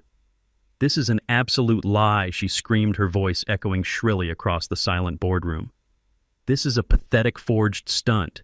He is a retired mechanic from Brooklyn. He does not have $50 million. Throw him out of here right now before I call the police." Richard did not look up from the papers. He slowly sank back into his executive leather chair, his face gray and completely defeated. "It is real, Megan," he whispered, his voice entirely hollow. "The routing numbers, the corporate seals, the trustee signatures. It is all perfectly verified. He owns everything." I stepped closer to the table, resting my hands calmly on the edge. "As the primary managing director of Vanguard Trust, I am officially executing the immediate recall of all outstanding toxic debt," I announced, my voice dropping to a lethal absolute calm. "You have exactly 1 hour to produce $50 million in liquid capital, Richard. Since we both know your accounts are entirely overdrawn, I am initiating a total hostile liquidation of Albright Luxury Developments." Megan stared at her father in absolute disbelief. The reality of her sudden catastrophic poverty was crashing down on her like a physical weight. "You cannot do this," she hissed, turning her venomous glare toward me. "You are nothing but a filthy grease monkey. You do not belong in this building." I looked at her with pure, freezing contempt. "I spent 40 years covered in motor oil and industrial grease," I said, my voice steady and unyielding. "But every single dollar I earned was completely honest. While your father was busy inflating a fake real estate empire with toxic loans and stolen properties, I was quietly buying up the very ground you walk on. You thought you could kick me out of my home and erase my wife's memory with a sledgehammer. You thought destroying Evelyn's brick wall would break my spirit. You were entirely wrong." I pointed a steady finger directly at her chest. "I own the boutique you were locked out of yesterday morning, Megan. I own the bulldozer you used to destroy my garden. I own the building we are currently standing in. I even own the leather chair you are sitting on. You are not a wealthy socialite anymore. You are a trespasser sitting on my property." Megan stumbled backward, her knees hitting the edge of the boardroom table. The arrogant high society mask was completely shattered, leaving only a terrified, helpless woman who suddenly realized she had absolutely nothing left. The executive board members began packing their briefcases, frantically desperate to escape the blast radius of the collapsing company. A pathetic whimpering sound broke the heavy silence in the room. Kendrick was still on the floor. He crawled forward on his hands and knees, dragging his $3,000 custom suit across the commercial carpet. He reached out with trembling hands and grabbed the hem of my tailored trousers. "Dad, please." He sobbed, his face wet with terrified tears and cold sweat. "Please, you have to stop this. The Volkov Syndicate is going to kill me. They smashed Megan's car last night. They told me I have until the end of the day to deliver $2 million in clean cash, or they are going to put a bullet in my head. You have the money, Dad. You can save me." I looked down at the boy I had sacrificed my own body to raise. There was absolutely no love left in my heart for him. I reached into my inner coat pocket and pulled out the small digital voice recorder. I tossed it casually onto the center of the mahogany table. It clattered loudly against the polished wood. I also threw down a thick stack of bank statements detailing his massive embezzlement scheme. "Save you?" I asked, my tone completely devoid of any parental warmth. "You mean the way you tried to save me?" I pressed the playback button on the digital recorder. Kendrick's own voice filled the boardroom, echoing with devastating clarity. "I am already fixing it," the recorded voice stammered. "I have been secretly skimming capital from the senior client retirement portfolios. I illegally diverted $500,000 yesterday. I am transferring another $1.5 million tomorrow morning." The remaining executives in the room gasped in sheer horror. Richard Albright stared at his son-in-law with pure, unadulterated disgust. Kendrick buried his face in his hands, sobbing uncontrollably. "You did not just betray your own father," I said, looking down at his pathetic, trembling form. "You actively stole the life savings of innocent elderly people to feed your degenerate gambling addiction. You plotted to lock me in a chemical nightmare just to cover your tracks. You are not my son, Kendrick. You are a relentless parasite. The heavy double doors of the boardroom swung open for the second time that afternoon. The heavy rhythmic sound of tactical boots marching across the marble floor echoed down the corridor. 4 federal agents wearing dark windbreakers with the bright yellow letters FBI printed across their backs marched purposefully into the room. They were flanked by 2 armed United States Marshals. The lead agent stepped forward holding a thick stack of federal arrest warrants. Kendrick Hayes, the agent, announced, his voice booming with absolute legal authority. You are under arrest for massive corporate embezzlement, severe wire fraud, and criminal conspiracy to commit extortion. Stand up and place your hands behind your back immediately. Kendrick did not move. He stayed curled on the floor, completely paralyzed by the sheer terror of his impending reality. 2 federal agents stepped forward, grabbed him roughly by his expensive suit jacket, and hauled him to his feet. The cold, sharp click of heavy steel handcuffs echoing through the silent boardroom was the most satisfying sound I had ever heard. Megan watched her husband being dragged away like a common criminal. She did not shed a single tear for him. She simply stared at the empty space where her entire fabricated life used to be. The slaughter was nearly complete, but I still had one final lesson to teach her. I adjusted my silk tie, turned my back on the ruined Albright family, and walked calmly out of the boardroom, leaving them to drown in the absolute wreckage of their own unparalleled greed. The news of Kendrick being dragged out of the Albright boardroom in federal handcuffs hit Wall Street like a seismic shockwave. By the time the stock market opened the next morning, the financial media had already uncovered the massive Vanguard Trust hostile takeover. Richard Albright watched his $50 million empire evaporate in real time. His stock prices plummeted to mere pennies. I sat in my private suite at Obsidian Wealth Management, sipping black coffee and watching the financial news networks report the total collapse of Albright luxury developments. Richard tried to file for emergency bankruptcy protection, but Jonathan Reed had already filed the necessary legal injunctions blocking any safe harbor for their corporate assets. We seized their commercial properties, their luxury apartment complexes, and their active development sites. Richard was officially evicted from the very boardroom where he had tried to steal my house. He was stripped of his corporate vehicles, his company credit cards, and his unearned prestige. My encrypted phone rang later that afternoon. It was Richard Albright calling from a borrowed line. He begged me for a private meeting, pleading for a fraction of his company back. He offered to publicly apologize and promised to make Megan drop all claims to my house. I listened to his desperate bargaining for exactly 1 minute. I told him that my late wife Evelyn built her legacy with bruised knees and calloused hands, while he built his by stealing from the vulnerable. I hung up the phone and instructed Jonathan to liquidate Richard's personal estate to cover the remaining debt margins. The Albright name, which had once opened every elite door in Manhattan, was now completely toxic. 2 days later, we stood in a Brooklyn civil courtroom to formally reverse the fraudulent property transfer. The atmosphere was completely different from the lavish high society parties Megan was used to.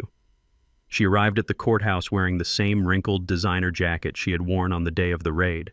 Her hair was unkempt, and she carried a cheap plastic folder instead of her usual designer handbag.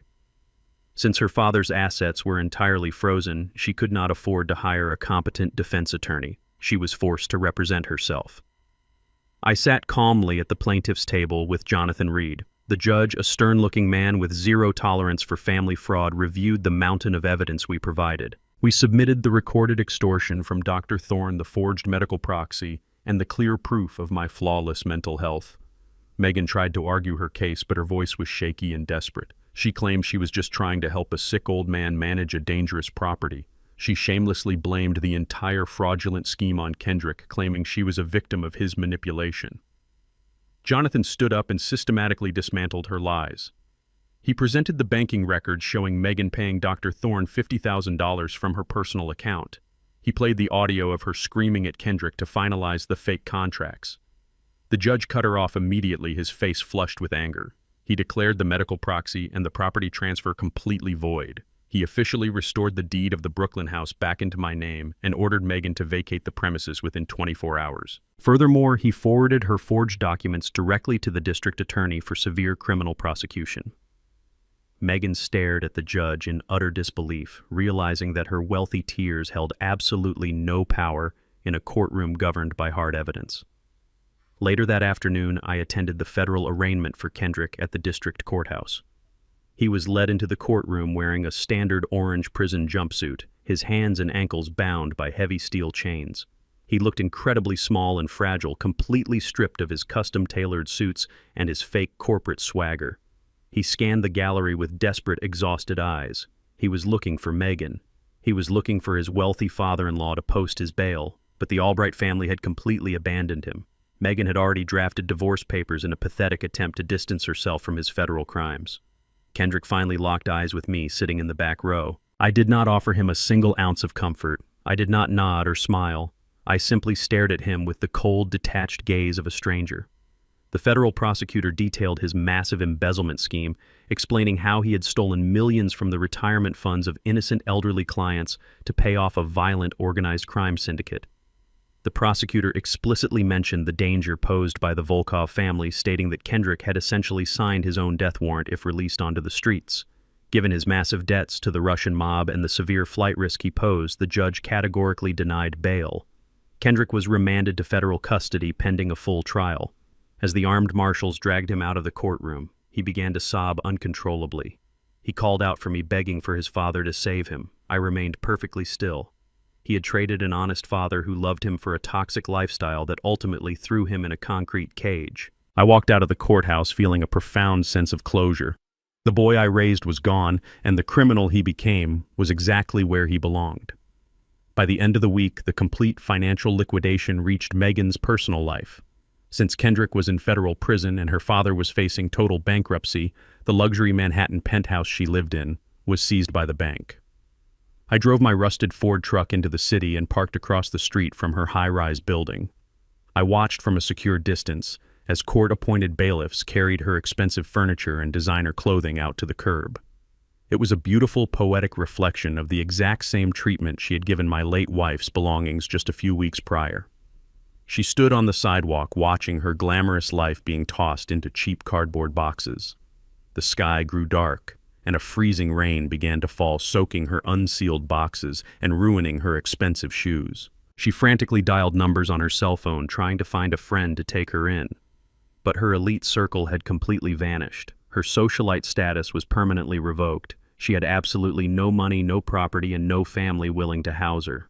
The arrogant woman who had smashed my champagne glass and ordered a demolition crew to destroy my garden was now functionally homeless. She sat on the wet pavement surrounded by the ruined fragments of her fake empire. She had finally hit absolute rock bottom. But I knew she was not finished yet. Desperate people always make one final pathetic attempt to save themselves, and I was fully prepared for her inevitable approach. I sat in the warm cabin of my truck listening to the heavy rain drumming against the metal roof. Megan was shivering on the sidewalk, clutching a thin designer jacket tightly around her shoulders. Her expensive mascara was running down her pale cheeks, mixing with the dirty city rain. She looked frantically up and down the street, hoping for a miracle that was never going to come. Her luxury lifestyle had evaporated overnight, leaving her completely stranded in a world she used to actively despise. Then her eyes locked onto my rusted Ford truck parked directly across the avenue. She recognized the vehicle instantly. I saw the exact moment her sheer desperation overrode her massive ego. She abandoned her soaking wet cardboard boxes and started walking toward me. Her designer heels splashed violently through the deep, muddy puddles, but she did not care anymore. She crossed the busy street, dodging aggressive New York taxi cabs until she reached the driver's side of my truck. She slapped her wet palms against the glass, leaving greasy smudges on the window. "Xavier," she yelled, her voice barely audible over the roaring storm. "Please open the window. I need to talk to you." I let her stand out there in the freezing rain for a full minute. I wanted her to feel the exact same biting cold I felt when her private security guard shoved me onto the concrete porch of my own home. I wanted her to truly understand the absolute helplessness of being entirely locked out and stripped of all dignity. Finally, I pressed the button, and the window slowly rolled down. Megan grabbed the edge of the wet glass, her knuckles turning white from the freezing temperature. She looked up at me with wide, terrified eyes. She was shivering so violently her teeth were visibly chattering. "Xavier, please," she begged, her voice cracking into a pathetic, high-pitched whine. "You have to help me. I have absolutely nothing left in the world. The bank took my apartment and they padlocked my boutique. My father will not even answer my phone calls because his corporate lawyers told him to sever all contact with me to save himself. I am completely destitute." She leaned closer to the open window, trying to project an aura of innocent victimhood. "You have to believe me, Xavier. I was totally manipulated by Kendrick. He was the one drowning in massive gambling debts to the Russian mob. He forced me to go along with the fraudulent medical proxy because he was terrified for his physical life. I never wanted to take your house away from you.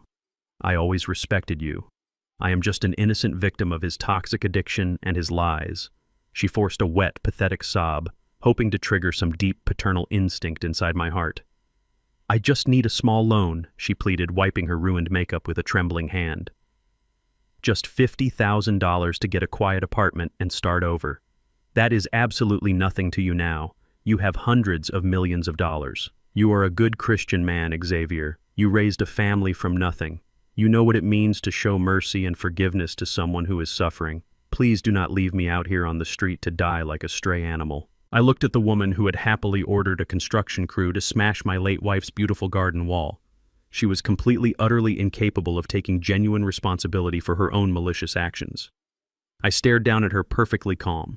The cold rain blew into the cabin of the truck, but I did not even flinch. I did not raise my voice or show a single ounce of blinding anger. My absolute indifference was far more devastating than any physical blow could ever be. "You are not a victim, Megan," I stated, my voice cutting through the storm like a sharpened steel blade. "You are exactly where you put yourself through your own unparalleled greed. You did not forge my medical records because you were scared of Kendrick. You did it because you are incredibly selfish, and you honestly believed I was just a stupid old black man who could be easily erased and forgotten. You stood in my living room drinking expensive champagne and bragging to your elite friends about throwing me into a locked psychiatric ward. You smiled when your private security guard pushed me down onto the wet concrete. You specifically ordered a man with a heavy sledgehammer to destroy the red brick wall Evelyn built with her bare hands. You did all of that with a massive, arrogant smile on your face." Megan opened her mouth to argue, but I raised my hand, silencing her instantly. "You asked for my mercy," I continued, my tone dropping to a lethal quiet register. "The mercy I am showing you right now is the simple fact that I am letting you stand on this sidewalk instead of throwing you into a federal prison cell right next to my son." I reached into the passenger seat and picked up a clear plastic folder. It contained the original forged medical proxy she had used to steal my home just a few short weeks ago. I pulled the crisp document out and held it up to the open window. "This piece of paper was supposed to be my absolute death sentence," I said, looking her dead in the eyes. "You thought this single document made you a powerful, untouchable real estate mogul. Let us see exactly how much shelter it provides you tonight." I dropped the paper out of the window. It fluttered down heavily, landing directly in the deep, muddy puddle, soaking her ruined designer shoes. Megan looked down at the ruined document floating in the filthy street water. The absolute finality of the moment crushed the last remaining fraction of her arrogant spirit. She fell to her knees right there in the muddy gutter, sobbing uncontrollably as the freezing rain continued to punish her fragile frame. She reached out, trying to grab the wet tire of my truck, begging me loudly not to leave her behind in the cold. I did not say another word to her. I pressed the button and the glass window rolled up tight, entirely shutting out the pathetic sound of her miserable wailing. I put the truck into drive and pulled away from the curb without hesitation. I checked the rearview mirror one last time. Megan was just a small, pathetic shadow kneeling in the rain, surrounded by her soggy cardboard boxes and the shattered illusion of her unearned wealth. I turned the corner and drove away, leaving her permanently in the past where she belonged. The massive storm was finally breaking as I crossed the bridge back into Brooklyn. The heavy, dark clouds were actively parting, allowing bright, warm streaks of sunlight to illuminate the wet city streets. I was heading back to the home Evelyn and I built from the ground up, ready to clean up the toxic mess my son had made and restore our family legacy to its absolute rightful glory. I parked the rusted Ford truck in the driveway of my Brooklyn home. The heavy storm had completely passed, leaving the neighborhood washed clean. The bright afternoon sun reflected off the puddles on the street. I stepped out of the vehicle and took a deep breath of the crisp air. The massive commercial dumpster Megan had parked on my front lawn was already gone. Jonathan had arranged for a private removal service to haul away the debris before I even arrived. The house stood tall and proud, its historic bones completely unbothered by the superficial damage inflicted by arrogant intruders. I walked up the concrete steps looking at the spots where my wooden porch planks had been ripped away. The physical damage was there, but the spirit of the house remained entirely intact. I unlocked the heavy oak door with my original silver key. The cheap replacement locks Megan had installed were removed by a locksmith earlier that morning. I stepped into the foyer and closed the door behind me. The absolute silence was beautiful. There was no thumping electronic jazz music. There were no arrogant socialites drinking expensive champagne on my hardwood floors. There was only the familiar, comforting scent of old wood and the faint, lingering memory of Evelyn's lavender perfume. I walked through the living room inspecting the scuff marks left by designer heels. They were superficial wounds. The foundation I had built 30 years ago was solid rock. I remembered the exact day Evelyn and I bought this property. We had absolutely nothing but our savings and a shared vision of a secure future for our unborn son. We spent our first night here sleeping on a cheap air mattress in the middle of the empty living room, eating cold takeout food and dreaming of the life we would build. We did not need external validation or inherited wealth to feel powerful. We had each other, and we had our relentless work ethic. Kendrick forgot that lesson the moment he stepped into his first corporate banking seminar. He chose the illusion of prestige over the reality of character. The interior of the house was secure, but my most important task was waiting outside. I walked through the kitchen and stepped out the back door into the side garden. The ground was heavily trampled by heavy construction boots and the vibrant flower beds were crushed. In the center of the garden lay the tragic pile of dusty red rubble. Evelyn's beautiful brick wall had been violently reduced to shattered fragments. I stood over the ruins feeling a profound sense of duty. I did not call a landscaping company or hire a team of professional masons to fix the damage. This was not a job for strangers. This was a deeply personal restoration. I walked to my garage and pulled out my old heavy canvas tool bag. I found a trowel, a mixing bucket, and a heavy bag of professional-grade cement mortar. I carried the supplies to the garden and knelt down directly in the damp soil. I did not care about ruining my expensive tailored trousers or getting my pristine cuffs dirty. I poured the dry gray powder into the bucket, added water from the garden hose, and mixed the heavy sludge with my bare hands. The rough, gritty texture of the wet cement felt incredibly grounding. It was the honest, tactile sensation of real physical labor. I picked up the first intact red brick from the rubble. I scraped off the old broken mortar, applying a fresh, thick layer of the wet cement. I placed the brick carefully onto the foundation, pressing it down firmly until it was perfectly level. I repeated the process brick by brick, layer by layer, slowly resurrecting the physical manifestation of my wife's profound love for our home.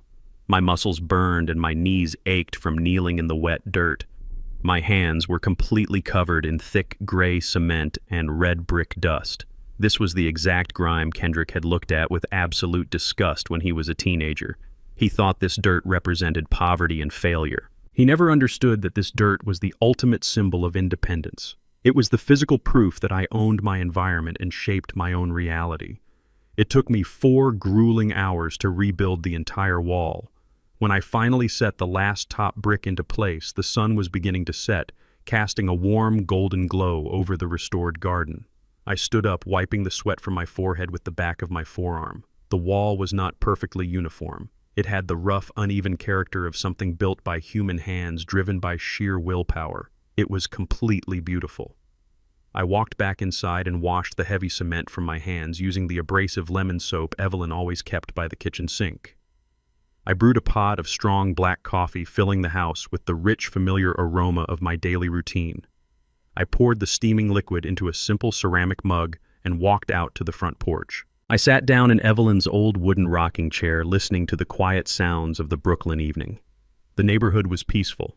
A black Federal Corrections transport van was miles away, moving Kendrick toward his first night in a concrete cell. Megan was wandering the cold Manhattan streets, desperately searching for a warm place to sleep. Richard Albright was sitting in a dark office watching his stolen $50 million empire get carved up by my anonymous board members. They had all chased the illusion of power, and it led them straight to absolute ruin. I reached into my jacket pocket and pulled out a standard white envelope. It had arrived in the morning mail forwarded from the Federal Detention Center. The return address bore Kendrick's inmate identification number. He was already writing letters begging for my financial intervention, pleading for high-priced defense attorneys and a second chance. I did not even break the seal. I held the envelope looking at my son's handwriting for a long, silent moment. Then I calmly tore the letter cleanly in half. I tore it again and dropped the shredded pieces into the small metal trash can beside my chair. There would be no second chances. There would be no forgiveness bought with stolen money. The game was entirely over and the board was permanently closed. I took a slow sip of my black coffee, letting the bitter warmth settle in my chest. I looked out over the front lawn, feeling the immense quiet power of true ownership. People often say that money cannot buy you a loving family or cure a broken heart. They are absolutely right. The hundreds of millions of dollars sitting in my shadow accounts did not stop my son from becoming a ruthless monster. It did not bring Evelyn back to me. But as I sat on my porch looking at the neighborhood I had conquered through decades of invisible labor, I realized the true value of absolute wealth. Money does not buy you a family. But when the people you love decide to turn into predators, money is the sharpest, most devastating sword you can wield to protect your dignity. I was Xavier Hayes, a retired black mechanic from Brooklyn, and I had just engineered the flawless destruction of a modern corporate empire without ever raising my voice. I returned to Manhattan one final time the following Monday. Obsidian Wealth Management had fully processed the hostile liquidation of Albright Luxury Developments. Jonathan Reed stood at the head of the boardroom table. It was the same table where Richard Albright had lost his empire. Today the room was filled with my hand-picked board members from Vanguard Trust. They looked at me with absolute reverence. I took my seat at the head of the table. I instructed Jonathan to dissolve the Albright corporate name permanently, erase it from every building and every legal registry I commanded. I want the luxury development projects in Brooklyn halted immediately. We are redesigning those properties. They will no longer be high-priced glass boxes for arrogant socialites. We are converting them into affordable housing for the generational families who actually built that borough. The board members nodded in unison. Richard Albright spent his entire career pushing vulnerable people out of their homes. I was going to use his stolen wealth to put them right back in. I received a comprehensive update regarding Richard and Megan later that afternoon. Richard Albright was no longer just a bankrupt former executive. Federal regulators had scrutinized his books following our hostile takeover. They discovered dozens of instances of systemic mortgage fraud and tax evasion.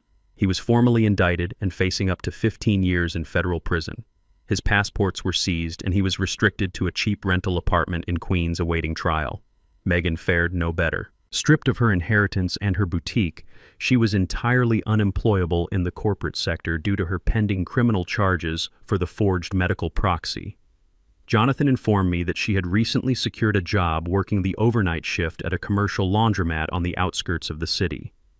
She spent her nights washing hotel bed sheets for minimum wage, standing on her feet for 10 hours a day. She was finally experiencing the brutal physical labor she had so casually mocked when she looked at my grease-stained hands. Justice had balanced the scales with absolute flawless precision. 2 weeks later, I received a formal visitation request from the Federal Detention Center. Kendrick had placed my name on his approved visitor list. I decided to grant him exactly 15 minutes of my time. I did not go to offer comfort. I went to deliver absolute finality. I drove to the heavily fortified prison in upstate New York. I walked through the metal detectors and sterile concrete hallways wearing my bespoke charcoal suit. The guards escorted me into a small visitation room featuring a thick partition of bulletproof glass. Kendrick was brought in through the opposite door. He wore a faded orange jumpsuit. His face was covered in dark purple bruises and a fresh bandage was taped roughly over his left eyebrow. The Volkov syndicate had clearly reached him even behind federal bars. He picked up the heavy black telephone receiver. His hands trembled violently. I picked up my receiver and stared at him with zero emotion. "Dad," he whispered, his voice cracking. "Thank you for coming. I am terrified. They have people inside here. The Russians are demanding their money with interest. If I do not pay them, they are going to kill me before my trial even starts." He pressed his bruised face against the glass. "You took $50 million from Megan's father. You have more money than God. Please just pay off the $2 million. Consider it an early inheritance. Just buy my life back." I listened to his pathetic bargaining. Even with a bruised face and a federal indictment hanging over his head, he was still demanding my money. He still viewed me as a financial resource instead of a human being. I held the plastic receiver close to my mouth. "You do not have an inheritance, Kendrick," I stated, my voice perfectly flat and cold. "You traded your inheritance the moment you tried to lock me in a psychiatric ward. You traded your family the moment you threw your mother's belongings out into the freezing rain. You made a conscious decision to play a high-stakes game with violent criminals. Now you must pay the absolute price for your own arrogance." He began to sob heavily, banging his chained fists against the thick glass partition. "You are my father," he screamed, his voice distorted by the cheap phone speaker. "You are supposed to protect me." I stared at him without blinking. "I protected you for 35 years, I replied. "I broke my back working under cars to give you a perfect shield against the world. You took that shield and you melted it down to buy expensive suits and fake prestige. You chose to be a predator, Kendrick. Unfortunately for you, you chose to hunt in a jungle filled with much bigger monsters. I am not your father anymore. I am the man who survived your betrayal." I placed the receiver back onto the hook, cutting off his desperate screams. I stood up, buttoned my suit jacket, and walked out of the visitation room without looking back a single time.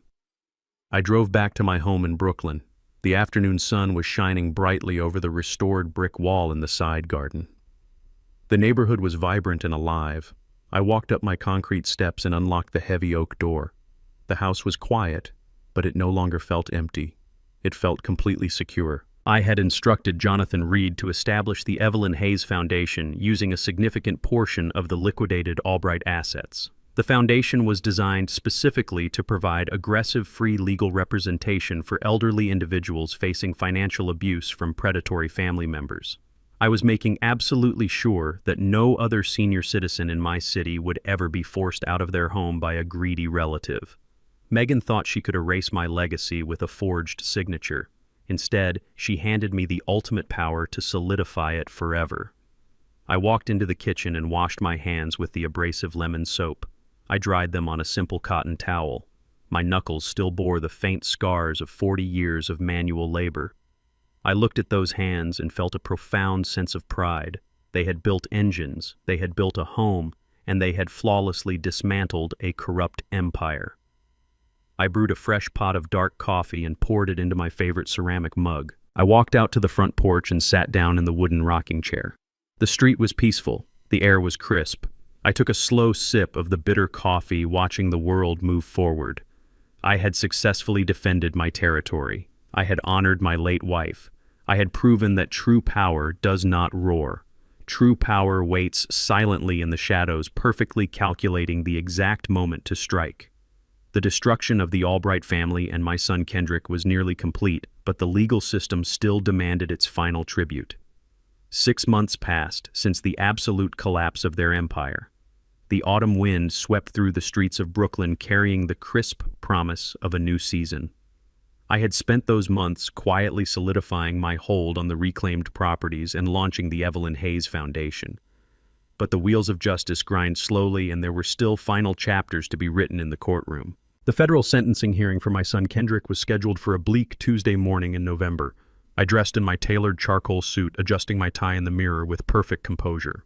I was not going to this courthouse to support a family member. I was attending as a primary witness to the absolute consequences of extreme greed. The federal courthouse in Lower Manhattan was a massive structure of cold granite and unyielding authority. I walked through the heavy wooden double doors of the courtroom and took a seat in the second row. Jonathan Reed sat beside me, his presence a silent reminder of the lethal legal machinery we had deployed. Kendrick was led into the room by 2 armed United States Marshals. The dark purple bruises he wore during my prison visit had faded, but the arrogant light in his eyes was permanently extinguished. He looked incredibly frail, shuffling toward the defense table in his loose orange jumpsuit and heavy steel chains. He did not dare to turn his head to look at me. He kept his eyes glued to the polished wooden floor, completely crushed by the weight of his impending reality. The federal prosecutor stood up and addressed the judge with absolute precision. He did not mince his words. He detailed exactly how Kendrick had utilized his prestigious position as an investment banker to systematically drain the retirement accounts of vulnerable senior citizens. He presented the digital wire transfers, the offshore shell companies, and the final payments directed to the violent Volkov organized crime syndicate. To make the devastation tangible, the prosecutor invited 3 of Kendrick's victims to read their impact statements. They were elderly men and women who had worked their entire lives only to have their financial security erased by a man buying custom suits and luxury sports cars. Listening to their trembling voices, my heart hardened even further against the boy I had raised. He had become the exact type of corporate predator I had spent my life protecting my family from. Kendrick's court-appointed defense attorney stood up to plead for leniency. The expensive private lawyers had all abandoned him the moment his bank accounts were frozen. The defense attorney desperately tried to paint Kendrick as a tragic victim of a severe gambling addiction. He argued that the physical threats from the Russian mob had driven him to commit financial crimes out of sheer terror for his own life. He begged the judge to consider a reduced sentence, claiming Kendrick was a first-time offender who simply made a catastrophic error in judgment under extreme duress. The federal judge looked down from the high bench, his expression completely devoid of mercy. He adjusted his glasses and addressed Kendrick directly. "You were not a victim." "Mr. Hayes," the judge stated, his voice booming through the silent courtroom, "you were a highly educated executive earning a massive legitimate salary. You chose to sit in illegal high-stakes gambling dens. You chose to borrow millions from violent criminals.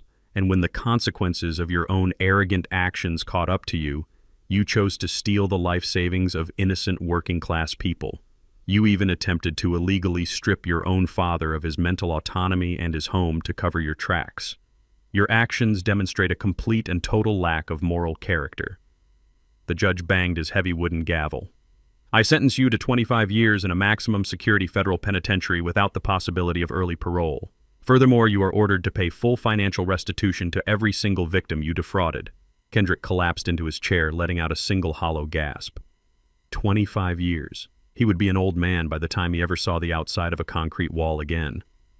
The marshals grabbed his arms and hauled him to his feet, dragging him toward the holding cell doors. Just before he disappeared into the dark corridor, he finally turned his head and looked at me. His eyes were wide with absolute terror, silently begging for a fatherly intervention that was never going to come. I did not blink. I did not shift my posture. I watched the heavy steel door slam shut behind him, erasing him from society. The mechanism of justice did not stop with Kendrick. 3 weeks later, I found myself in a state courtroom witnessing the final destruction of Megan Albright. She had lost her penthouse, her luxury boutique, and her elite social standing, but the law was not finished with her. The district attorney had officially charged her with elder abuse, criminal conspiracy, and multiple counts of forgery relating to the fraudulent medical proxy she used to steal my home. Because her father was entirely bankrupt and facing his own severe federal indictment, Megan had to rely on a severely overworked public defender. She sat at the defense table wearing a cheap faded blouse. Her hair was pulled back into a messy knot and her hands trembled uncontrollably. She tried the exact same manipulative tactics she had used on me during the rainstorm. She cried loudly on the witness stand, claiming she was completely terrified of her husband and the Russian mob. She swore she only forged the medical documents because she was trying to save her family from violent retaliation. She tried to play the innocent wealthy housewife who was dragged into a criminal underworld against her will.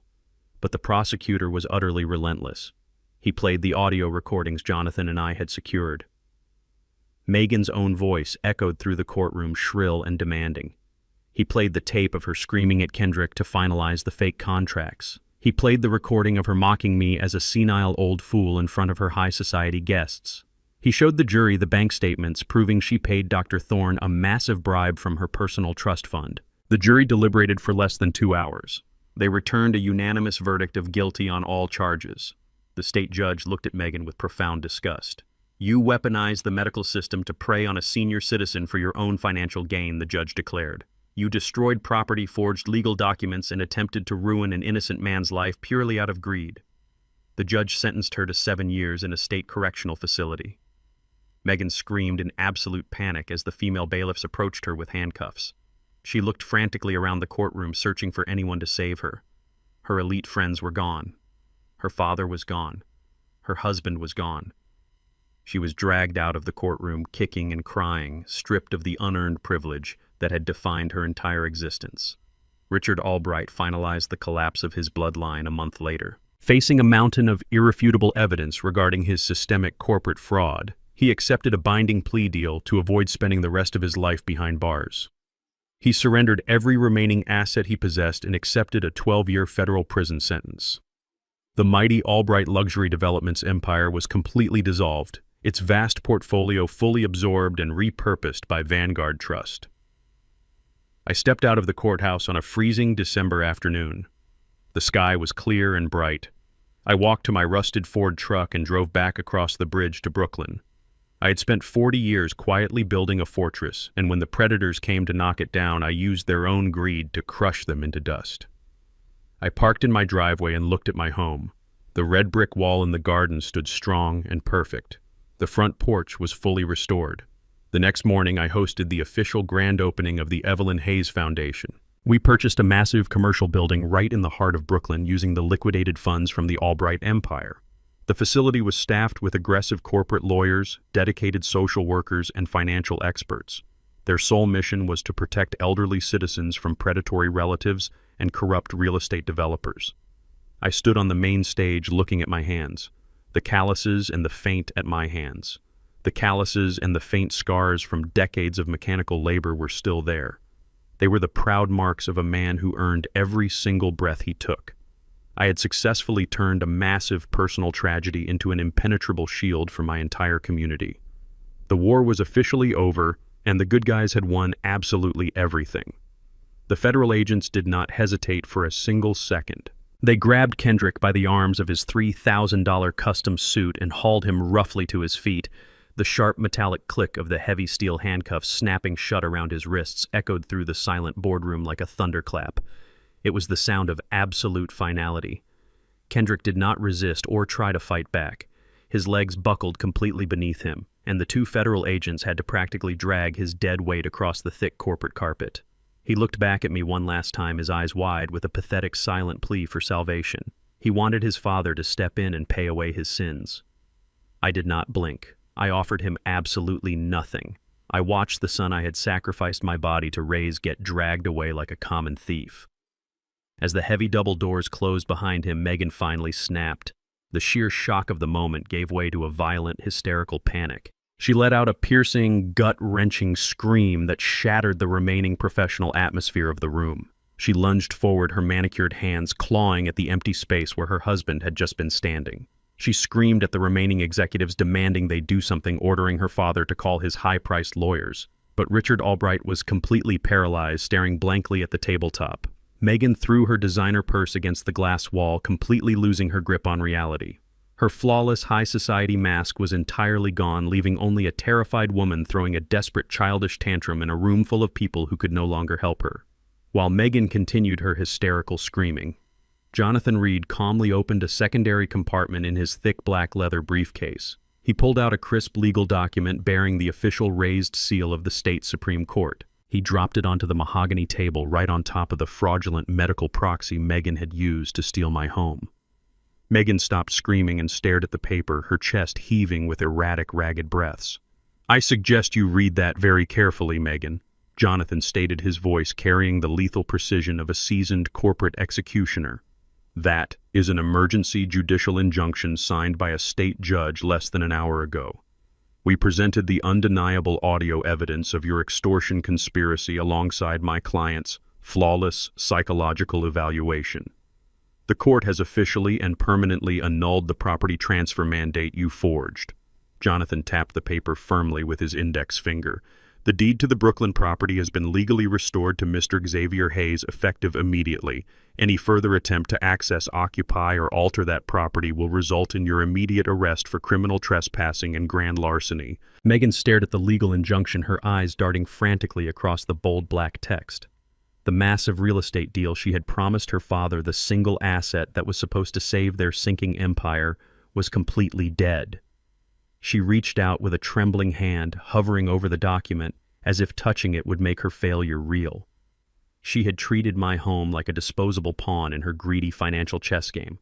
She thought she could erase my legacy with a few fake signatures and a bribed doctor.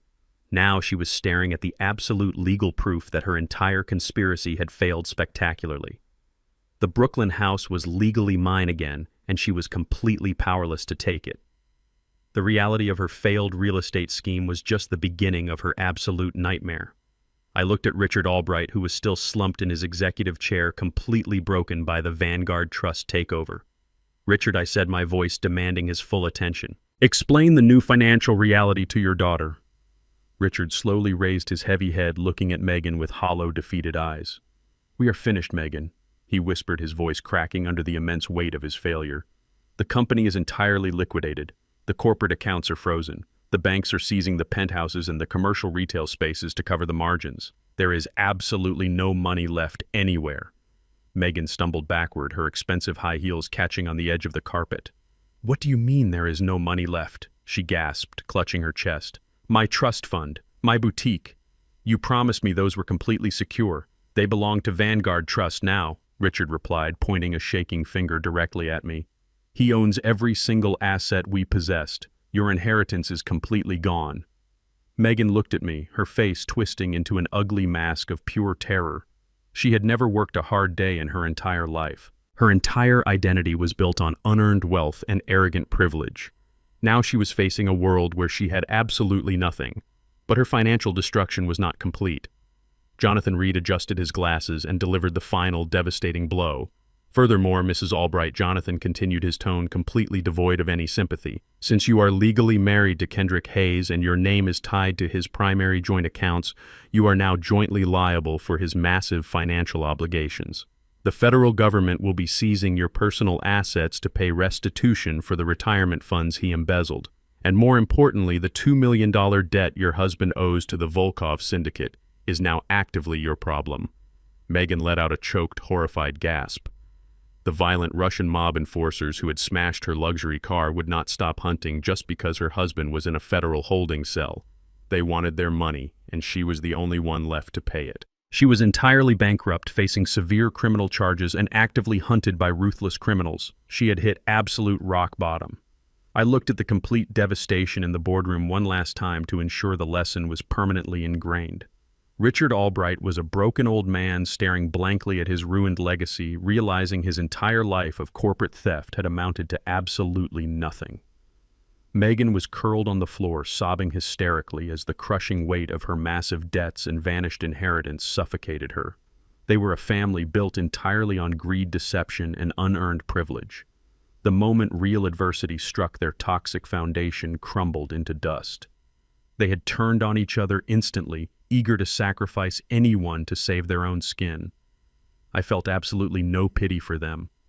They had actively tried to destroy my life, steal my home, and lock me in a chemical nightmare.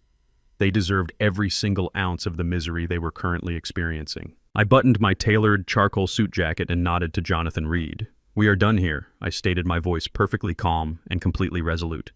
I turned my back on the weeping daughter and the defeated father, refusing to give them another second of my time.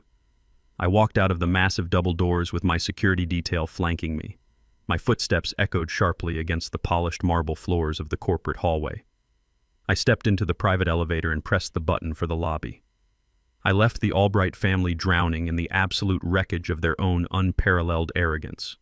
The war was decisively won, and my legacy was finally secure. I exited the towering glass doors of the Albright corporate headquarters and stepped out onto the unforgiving Manhattan pavement. The sky above the city had turned a bruised, aggressive shade of purple. Almost instantly, a torrential downpour erupted from the heavy clouds. The rain fell in thick, blinding sheets, immediately clearing the busy sidewalks as people scrambled desperately for cover. I walked calmly to my rusted Ford truck parked by my security team right at the curb. I climbed into the cabin, shutting the heavy metal door and sealing out the chaotic noise of the sudden storm. I started the engine, the familiar rumble vibrating through the steering wheel. I put the truck into gear, preparing to merge into the dense city traffic and leave the financial district behind forever. But just as my foot shifted from the brake to the accelerator, a desperate figure darted aggressively across the rain-slicked street. The person ignored the blaring horns of oncoming taxicabs and threw their body directly in front of my front bumper. I slammed my heavy work boot onto the brake pedal, stopping the truck just inches away from impact. Through the rhythmic sweeping of my windshield wipers, I recognized the drenched, pathetic silhouette standing in the blinding rain. It was Megan. She had chased me all the way down from the boardroom, completely abandoning her ruined father to intercept my departure. She did not stay in front of the grill. She stumbled frantically around the front of the truck and threw herself against my driver's side door. She slammed her bare hands against the reinforced glass, leaving frantic wet handprints across the window. Her immaculate designer outfit was completely plastered to her skin, and her expensive hairstyle hung in matted heavy strings across her face. She was weeping hysterically, her mouth moving rapidly as she shouted over the deafening roar of the heavy rain.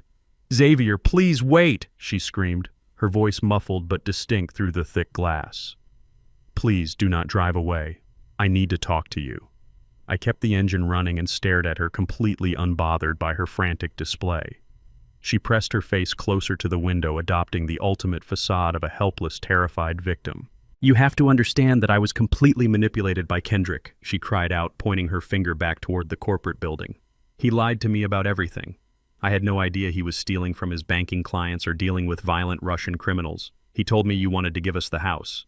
He forced me to draft those documents because he was terrified for his physical life. I was just a naive wife trying to protect my marriage." She clasped her hands together in a desperate, pleading gesture, the heavy rain washing away her expensive makeup. "You have stripped my family of our entire $50 million company. You took my boutique and my inheritance. You have won, Xavier. You proved your point perfectly. I am begging you for a tiny fraction of mercy. Just give me a small loan. $50,000 to get a cheap apartment and start my life over. You have hundreds of millions. That money is absolutely nothing to you, but it is my entire survival. Please show me some grace." I looked down at the woman standing in the freezing, torrential downpour. She was still trying to weaponize her tears and leverage my humanity against me. Even after her entire empire had been dismantled and her husband had been dragged away in federal handcuffs, she was utterly incapable of genuine accountability. She honestly believed that if she cried hard enough, the tired old black man she had mocked and humiliated would suddenly soften and hand her a financial lifeline. I did not feel a single drop of pity for her. I reached over to the electronic control panel on my door and pressed the button. The driver's side window slowly glided down, exposing the cabin to the violent roaring sounds of the storm and the freezing wind. Megan let out a breathless gasp of relief, instantly believing her pathetic performance had actually worked. She reached her shivering hands up toward the open window, waiting eagerly for me to hand her a check or a bank transfer authorization that would magically erase her self-inflicted poverty.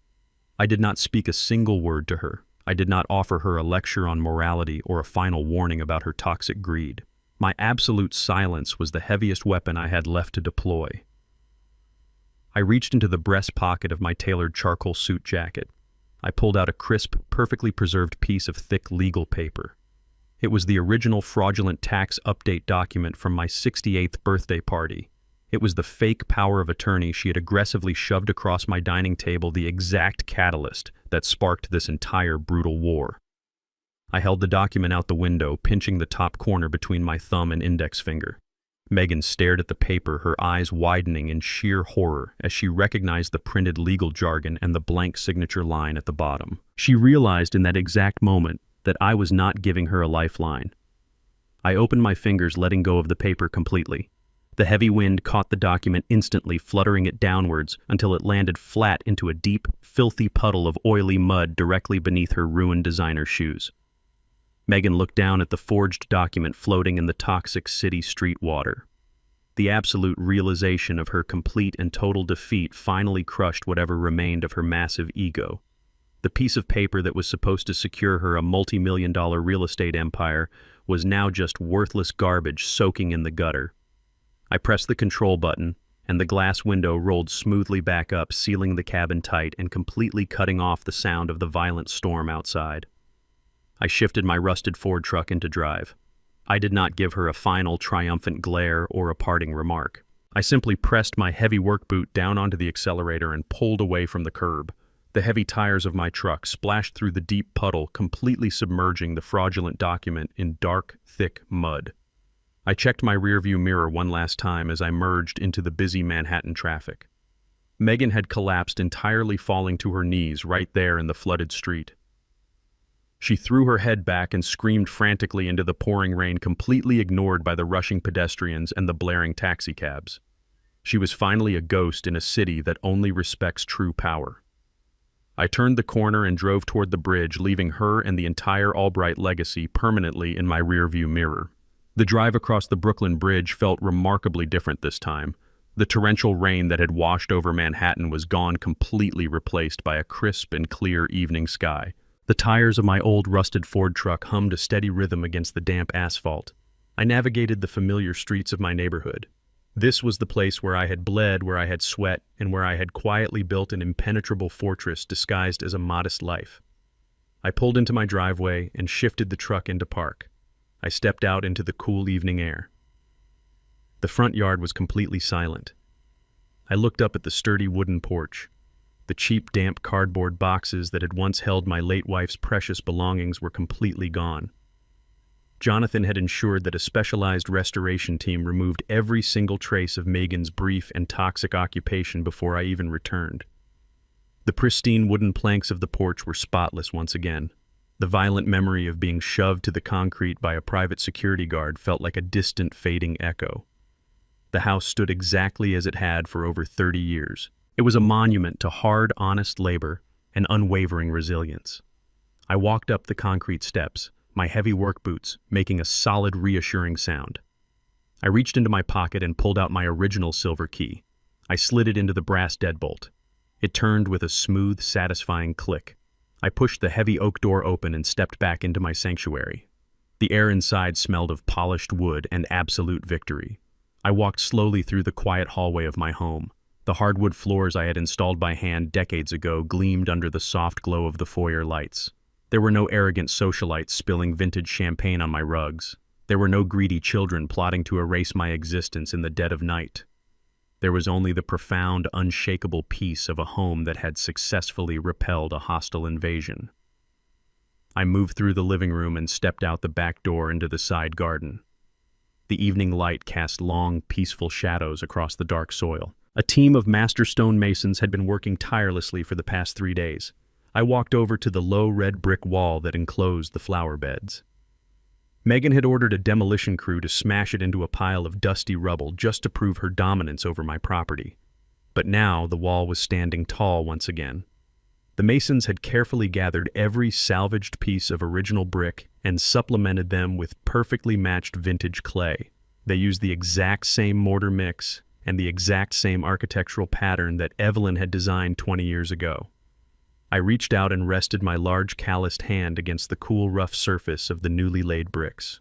The mortar was still slightly damp, curing perfectly in the crisp autumn air. I traced the uneven edges with my thumb, feeling the solid, undeniable weight of my late wife's enduring legacy. Megan thought she could destroy Evelyn's memory with a few swings of a heavy steel sledgehammer. She fundamentally misunderstood the nature of what we had built. You can temporarily break the physical stones, but you can never obliterate the foundation of genuine sacrifice. Evelyn's wall was whole again, standing as a permanent testament to a black woman who poured her soul into this earth. I stood in the quiet garden for a long time, drawing immense strength from the restored bricks. The malicious infection that had tried to rot this house from the inside out was completely eradicated forever. I walked back inside and headed straight into the kitchen. I turned on the brass faucet and washed my hands with the abrasive lemon soap. The rough lather scrubbed away the lingering dust from the garden, leaving my skin feeling clean and renewed. I dried my hands on a simple cotton towel, taking a long moment to look at the deep, permanent lines etched into my palms. These hands had tightened heavy wrenches, rebuilt broken engines, and ultimately dismantled a $50 million corporate empire. I opened the wooden cabinet and retrieved my favorite dark roast coffee beans. I measured the grounds carefully, enjoying the methodical, rhythmic process of brewing a fresh pot. The rich, bitter aroma quickly filled the kitchen, pushing out the last remaining phantom scents of Megan's expensive artificial perfume. I poured the steaming black liquid into a thick ceramic mug, holding it tightly to feel the comforting heat radiating against my scarred knuckles. I walked back into the living room and approached the large bay window that overlooked the front porch and the quiet street beyond. I sat down in my heavy vintage leather armchair. The leather was cracked and worn, molded perfectly to the shape of my body over thousands of quiet evenings. I took a slow, deliberate sip of the hot black coffee, letting the robust flavor settle deep in my chest. I looked out through the immaculate glass window, watching the neighborhood settle into the night. A few street lights flickered on, casting a warm yellow glow over the wet asphalt. Families were sitting down to dinner behind closed doors, completely unaware of the massive financial war that had just been waged and won right under their noses. I had actively neutralized every single threat to my existence. Richard Albright was a ruined, disgraced criminal awaiting federal trial in a cheap apartment. Megan Albright was washing dirty linens on the night shift, stripped of her fake prestige and drowning in mob debt. And Kendrick, the son who had looked at my greasy hands with absolute disgust, was currently sitting in a maximum security federal penitentiary trading his $3,000 suits for a standard orange jumpsuit. The house was entirely silent, but it was not a lonely silence. It was the heavy, deeply satisfying silence of complete and absolute security. I took another long sip of my coffee, feeling the profound weight of my final victory. People in this world will constantly tell you that money cannot buy happiness. They will preach that immense wealth cannot cure a broken heart or magically repair a shattered family. They are absolutely right. The hundreds of millions of dollars resting securely in my shadow accounts at Vanguard Trust did not save my son from his own catastrophic greed. It did not stop him from betraying the very blood in his veins, and it certainly did not bring Evelyn back to sit beside me in this quiet room. But as I sat in my leather chair watching the peaceful Brooklyn street, I realized the absolute, undeniable truth about ultimate wealth. Money does not buy you a loving family. It does not manufacture genuine affection or instill moral character in a weak coward.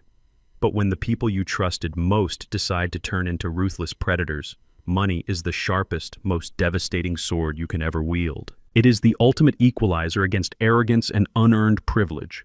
It gave me the silent, lethal power to protect my legacy, defend my home, and utterly crush those who dared to treat my dignity as a disposable asset.